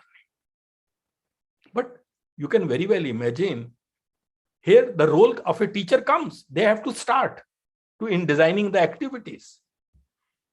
That is what I meant, that the role of the teacher is also now going to change. I will talk about this later on, but these are the challenges. And in this, another learner-centric teaching method has come, and that is flipped classroom. This has become very popular all over the world. These two persons, Bergman and Sams, they are chemistry teachers of the United States. They came out with this. The basic thinking is the same, which I mentioned earlier. Learning is to take place along 6 stages. We have to focus on higher order thinking skill. That is what we want. So what is this model? In flipped model, compare it with the traditional, teacher delivers a lecture and then gives some homework activities. But in the flipped model, teacher will give a video lecture to be watched at home, and then that video lecture will be discussed the next day. So it is the flipped model. So you can see this is the summary of the flipped teaching. Teacher will create a video lecture on any topic and then share it with the students. And at home, student will watch the lecture, watch it 2 times, 3 times. They will prepare questions for the teacher. They can watch the video, they can search Google, they can find out more information, they can find out themselves what more they want to ask. They will have to do some research. And then at school, what they will do, teacher will facilitate discussion, students will ask the questions. Teacher will answer the student question and participate in collaborative learning activities of the students. So you can see, it is entirely student-centric approach. This model is becoming very, very popular. There are many advantages and disadvantages of flipped classroom model. Students have a control over their learning. They have to watch it at home. Active learning opportunities. They not only watch the video lecture, they watch from different sources. They find out more information. Efficient, and then there is an efficient use of class time, because in class you discuss and you learn much more because you have already done the homework. But there is an accountability of the students for their own learning. They have to be made responsible. And then they can also have access to online lessons and content. And then at home, they are under the watchful eyes of their parents. But what is the disadvantage? It may aggravate digital divide, because you need devices and you may be needing laptop, etc. But that's a matter of time. It will be soon over. And this model relies heavily on trust. There is a trust that the student will watch it at home and then come with the questions. But then there is also an extra workload on teachers. Teachers will have to do a lot of effort. And then there is also an increased time in front of screens. And the biggest challenge is to develop quality instructional videos and other online material for the students as per curriculum. This exercise we will have to do. Once you do it, then things will slowly improve. And then we also need to do the professional training of the teachers to adopt this new interactive teaching approach and enable students acquire higher order thinking skills. Because ultimate aim is to acquire higher order thinking skills. This was my article in Times of India about flipped classroom. This was my another article. And this was also my article about flipped classroom. And flipped classroom is basically a blended learning approach, and UGC is also recommending it. And now I will come to the learner-centric approach, how technology is influencing it. You know, new education policy says that the relationship between technology and education at all levels is bidirectional. Technology enhances the quality of education, and enhanced quality of education then further improves the technology. So they feed on each other. And technology is becoming very important now. As a matter of fact, you know, look at this, what happens in 1 internet minute. Just this is one data which I took. Just one, I will read. 500 hours of content is uploaded on YouTube in 1 minute. 21.1 million texts are sent. 1.4 million scrolling on the Facebook. Just see how much world is dependent on internet. So it's not wrong if I say that it is difficult to imagine education without technology in the 21st century. But technology should be used strategically to benefit the student. Here the problem is coming now. Slowly, technology is taking over students and others, and their thinking ability is going. You know, excessive use of technology by the students has impacted adversely on the generation of original ideas and hence creativity. This is wrong. Just as the other day, I think in one of the newspaper I was reading, they said that now people use so much, you know, this, that writing by hand is disappearing slowly. Mouse they use, click, click, that's all. Writing is finishing, and writing is important. You know, it helps you by hand, it helps you improve your motor skills, but that's also disappearing. So ICT has its many advantages. What is ICT? ICT is basically an umbrella term that encompasses all communication technologies that provide access to information. Internet, wireless network, satellite, cell phone, all come under ICT. The best thing is ICT processes information and aids communication. And you all know how ICT has impacted all areas of higher education. Look at this. These are the ICT revolution in the 21st century. E-learning, e-health, e-identity, e-government. Everywhere ICT is coming. And ICT is also impacting for learner-centric education. Teaching learning is changing. E-learning and Moocs are coming. Revision of the syllabi, which is the need of the hour, it can be done using ICT. Now classrooms have no boundaries. Professional development of the teachers is done online. Flipped classroom model, I just talked to you. Then personalized learning is coming. All ICT. Moocs, for example, everybody talks about Moocs and there are going to be lectures also. What is the basic philosophy of Moocs? 4 A's. Anytime, anywhere, anyone, any number of times. You decide your own pace of learning. So it is a student-centric approach. Student decides how to learn, when to learn. So you can very well see how things are changing. And you know, What Moocs can do for India? This is a big question. And yesterday, I think it was in the newspaper, big news. 900 autonomous colleges now can give online degrees because our gross enrollment ratio is presently 26.3%. New education policy wants it 50% by 2035. If you do it in a physical mode, you will need 3.3 million more teachers in the teacher-student ratio of 1:15. But Moocs can help you.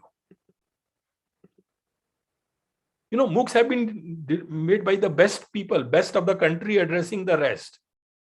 It helps you realize the dream of lifelong learning. I am a student of chemistry. I want to learn economics. I can enroll in the Moocs and learn. And then high quality education will be available to the masses. So it's a big initiative. And that also with equity. Equity is on the right. I mean, you have to be fair, not equality. And then it makes learning learner-centric and learning just one click away. So you can very well see how technology is changing the face of education. But encouraging learning-centric approach. You learn as per your convenience. And now any student can enroll in up to 40% of the courses per semester through Moocs on SWAYAM. This was my article in Times of India about SWAYAM platform, how it will help in enhancing the quality of faculty. And this is yesterday's report. 900 autonomous colleges will award online degrees. It's reshaping entire higher education in the country. Now, there may not be any problem in admissions or cutoffs and all that. But then quality of the content becomes very important because there are many competitions. Now, books, publishing of the books, etc., that will disappear. Everything will be online. Then if you want to revise the syllabi, there was a time when it used to take many years.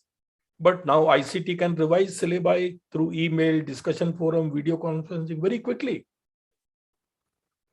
Knowledge is growing very fast, so literature is becoming very vast. Here also technology can help you. Electronic databases are coming.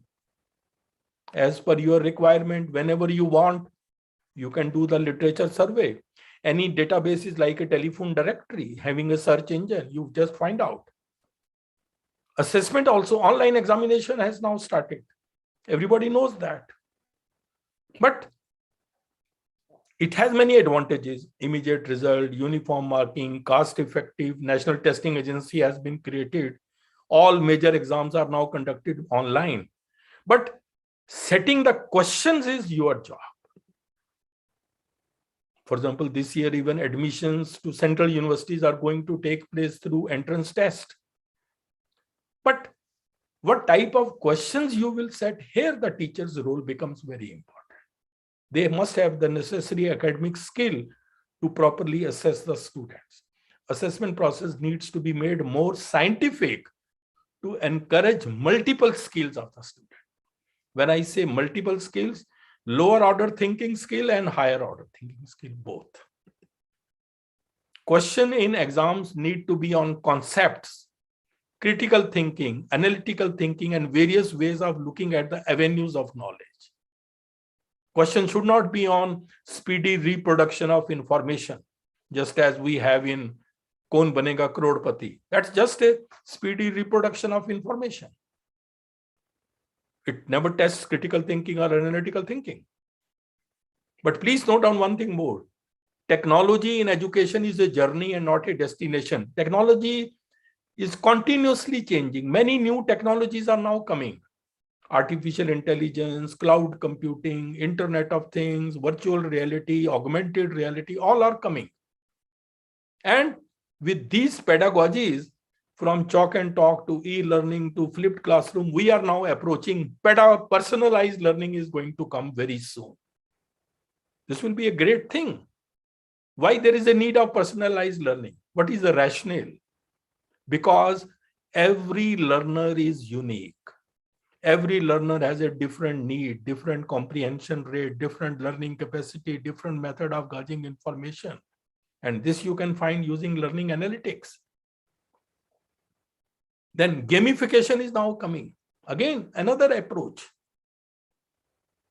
Gamification is based on the theory that students will be more engaged with the learning if learning is based on gaming concepts. What are the gaming concepts? Have competition, give incentives, and goal attainment. Already many e-learning games are available. So just you can imagine how things are changing. Already in Delhi, we have already a virtual school, and now digital university is also going to come. So you can just imagine, we are witnessing a phase of transition in higher education. Now I come to the next point. For all whatsoever I have said, there is a need of professional development of teachers for their new roles in learner-centric education.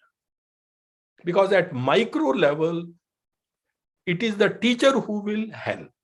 So their role becomes very important. And please remember, the quality of an educational system can never exceed the quality of its teachers. So if you want to increase the quality of an educational system, you must enhance the competence level of the teachers. In India, we have at present, as you can see here, total 11.7 million teachers. 10.2 are in school education, 1.5 are in higher education. They are the change agents. We need to change them. Until now, we have been talking about teacher-centric, what we follow. And these things are there, what makes a good teacher. He or she should have a full command. Your teaching should reflect the amount of thinking on the subject. Then, before going to the class, think of all the possible questions which can arise in a student's mind, and then try to answer them in a very systematic and logical manner.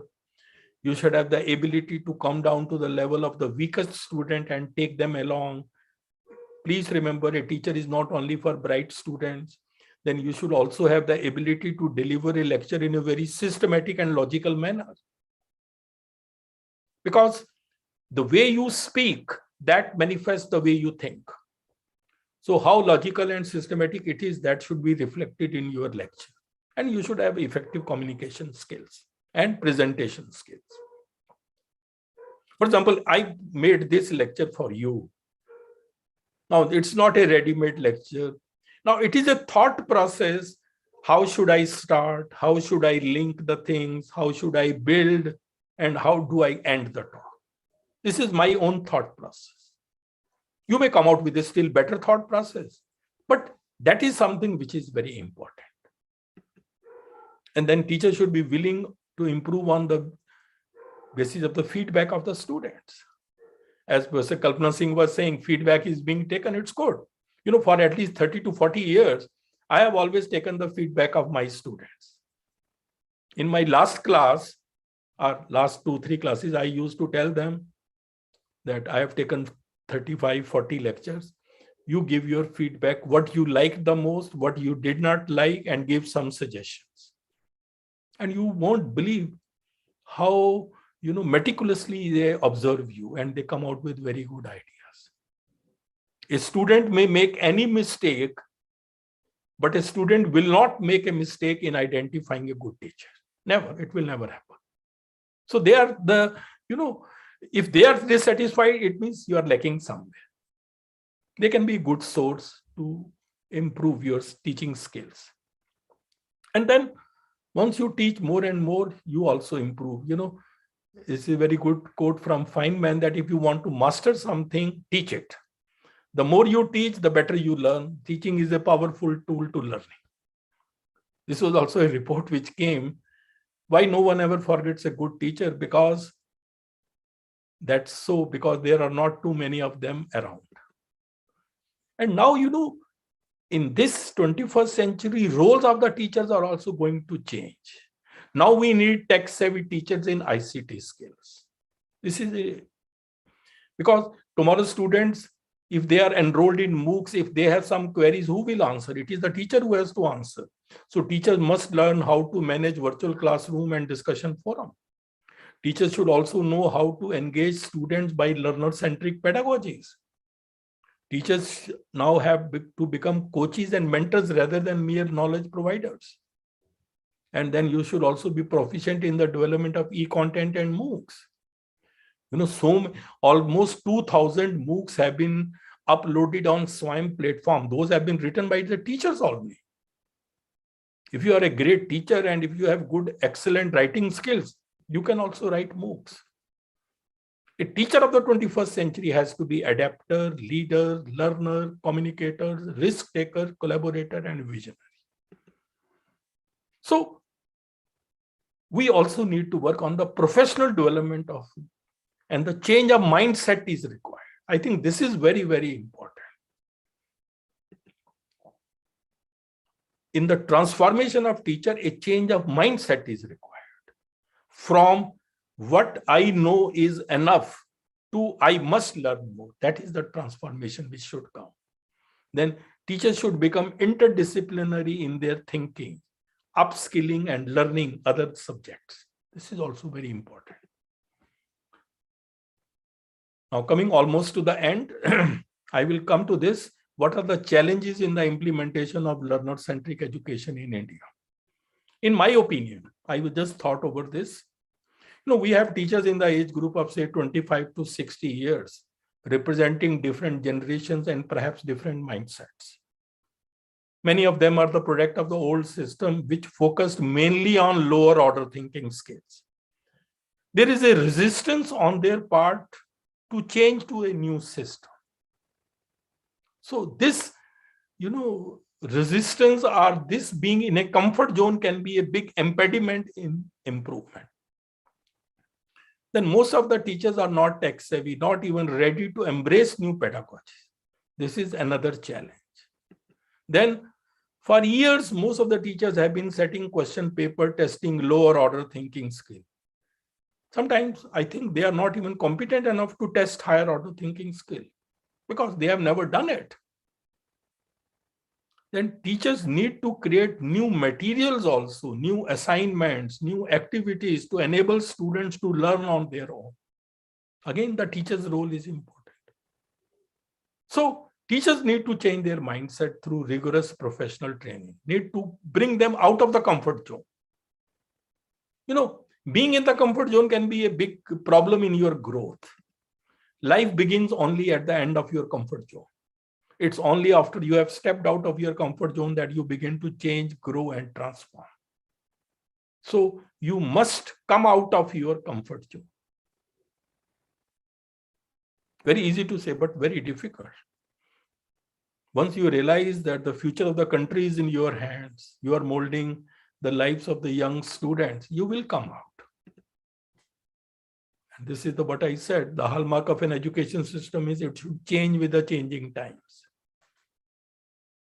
So there is an urgent need to reform curriculum, teaching learning pedagogies, and examination system. Need to focus on knowledge, 21st century skills and values. Adoption of revised Bloom taxonomy in teaching, learning, and assessment, including flipped classroom model. Need to train teachers professionally for this. And all this should start from school level. If at school level we are following teacher-centric approach, generally in higher education, you can't follow student-centric, then it will be confusing. It should start from the lower classes. Because there they learn one concept, then the next concept is over that, then over that. That is how it is built. Their thinking style is built. And I feel it will still take minimum of 2 decades to see the perceptible change. We won't be able to change much unless we change the mindset and enhance the quality of our teachers through their regular professional training. Otherwise, it will continue to remain a topic of discussion only. When we were students, still these things were talked about, later on also, but not much has changed. I don't know why.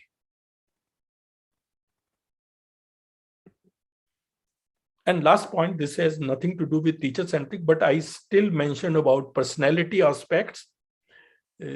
But this plays a very crucial role in your growth. These are some of the tips which I want to give, although there is one full lecture which I normally give on this aspect, that you need to have the proactive personality. Personality refers to a set of traits and behaviors that characterize an individual. Personality doesn't mean your looks. Let's be very clear. These are some of the personality traits you should develop. Self-belief. Without self-belief, you can't succeed. Self-control, control over your thoughts. Growth mindset. Priorities in life and the order in which those have to be executed. Immediate and distant aim. You may have an immediate aim, but you should also have a distant aim. Hard work. Many people are hardworking, but without any strategy. In respect of hard work, direction is more important than speed. And then time management. Everybody gets ultimately 24 hours a day. The secret to your success is how you manage these 24 hours. Then, I learned live in the moment. Don't think too far. You don't know what will happen tomorrow.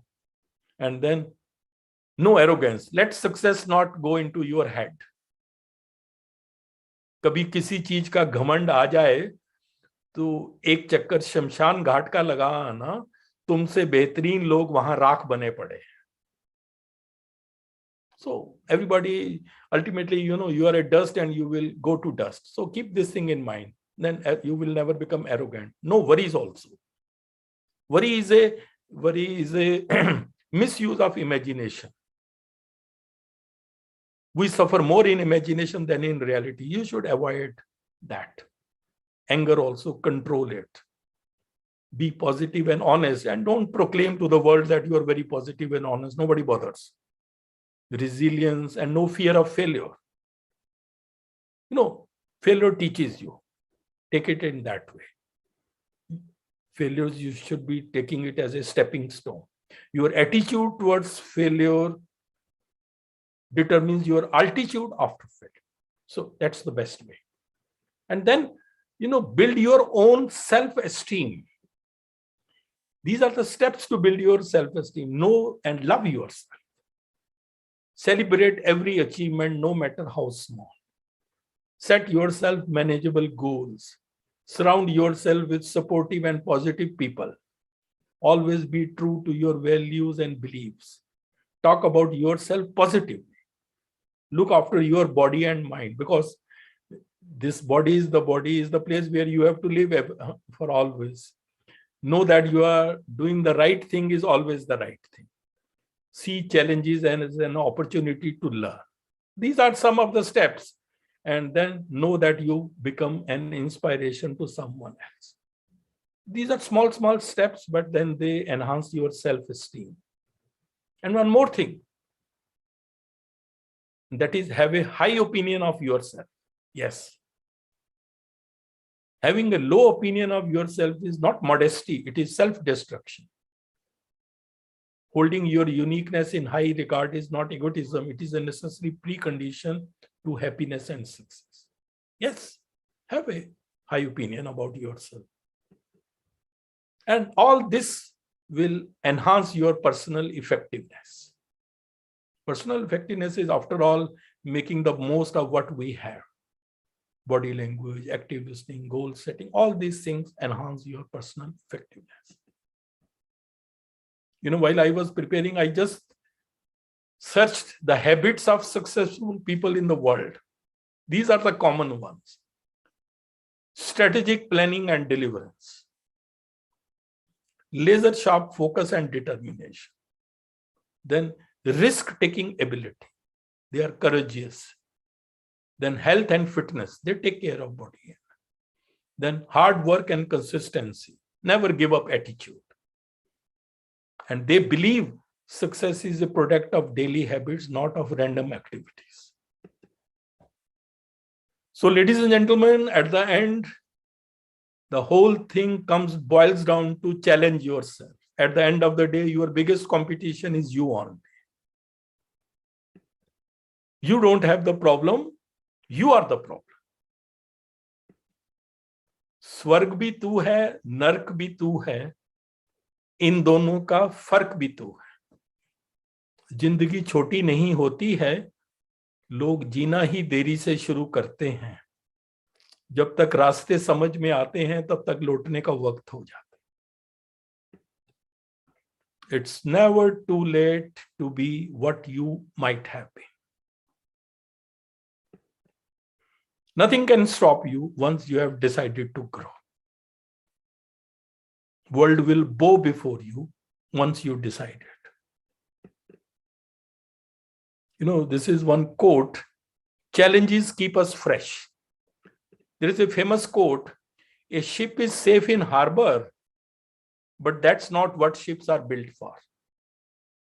So humans are not designed to be happy in status quo. Continue to remain dissatisfied so that you can get better and better. That's challenges are what keep us fresh. It's a good principle to have at work as well as in your own life. Don't take every challenge as a problem, take every problem as a challenge. Embrace each challenge in your life as an opportunity for self-transformation. That's all. Thank you very much. It was a pleasure talking to you, and I thank the organizers for inviting me to deliver this keynote address. This was a mixed talk, but I wanted to share some of my thoughts with you, and all the best. Thank you very much. Thank you, sir. Thank you very much for this very inspiring, encouraging, and a very, I can say that it was a very, I have heard you many times, sir.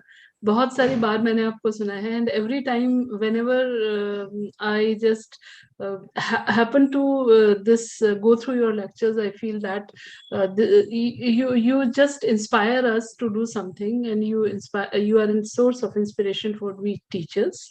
So thank you, sir. Sir, can we, if you have time, can we ask participants to ask 1 or 2 questions if they want? Oh, why not? Why not? Okay, thank you, sir. I am also new to the topic, but still Yes, we can have collaborative learning. Yes, sir. So participants, do you want to ask any question to sir? If no question means either nothing is clear or everything is clear. You can either raise hand so that, or you can just ask. Okay, I suppose, sir, everything is clear, and everyone is inspired by you, and everyone wants to go ahead in this direction. Definitely, it's a very challenging task. Even as a teacher, when we go to classroom, and when we, even I also believe in experimenting with the teaching pedagogy, and I am an ardent follower of teaching pedagogies, basically, because it inspires me a lot. More than research, it inspires me a lot that हमारा basic काम जो होता है वो research is good, but the basic task of a teacher is to teach. And the very important thing which you said is that if we just focus on that, how much what are my teaching pedagogy, मैंने कितना अच्छा पढ़ाया, so that is only improving my own teaching, but or my own subject knowledge. But if I focus on that किसी को कितना समझ में आया, learner को कितना समझ में आया, then I am focusing on learners. And it's a great thing to just आज आपसे जो सुना है ये बहुत बड़ी चीज है कि कितना समझ में आया. That is very important, that how a learner is understanding whatever we are saying. Sometimes we feel very proud कि I know my subject very well, and look how great a teacher I am. But when you go to the other side, and when you ask a student, he says that पता नहीं क्या हो रहा था, मतलब समझ ही नहीं आ रहा था कि क्या हो रहा था. So at that time we are really devastated that what is this, ये इतना अच्छा पढ़ाने के बाद में क्यों नहीं समझ में आया. तो there lies that faint line where that faint line is to be broken so that we can really be good teachers. So it's a very important thing, sir. Thank you very much. Now for the formal vote of thanks, I would like to invite Dr. Jeevan Singh Solanki, who is the faculty in chemistry department, and who is the coordinator pharmaceutical chemistry, is heading the pharmaceutical chemistry department. So Dr. Solanki, most welcome. Yes, ma'am. Thank you. Thank you very much.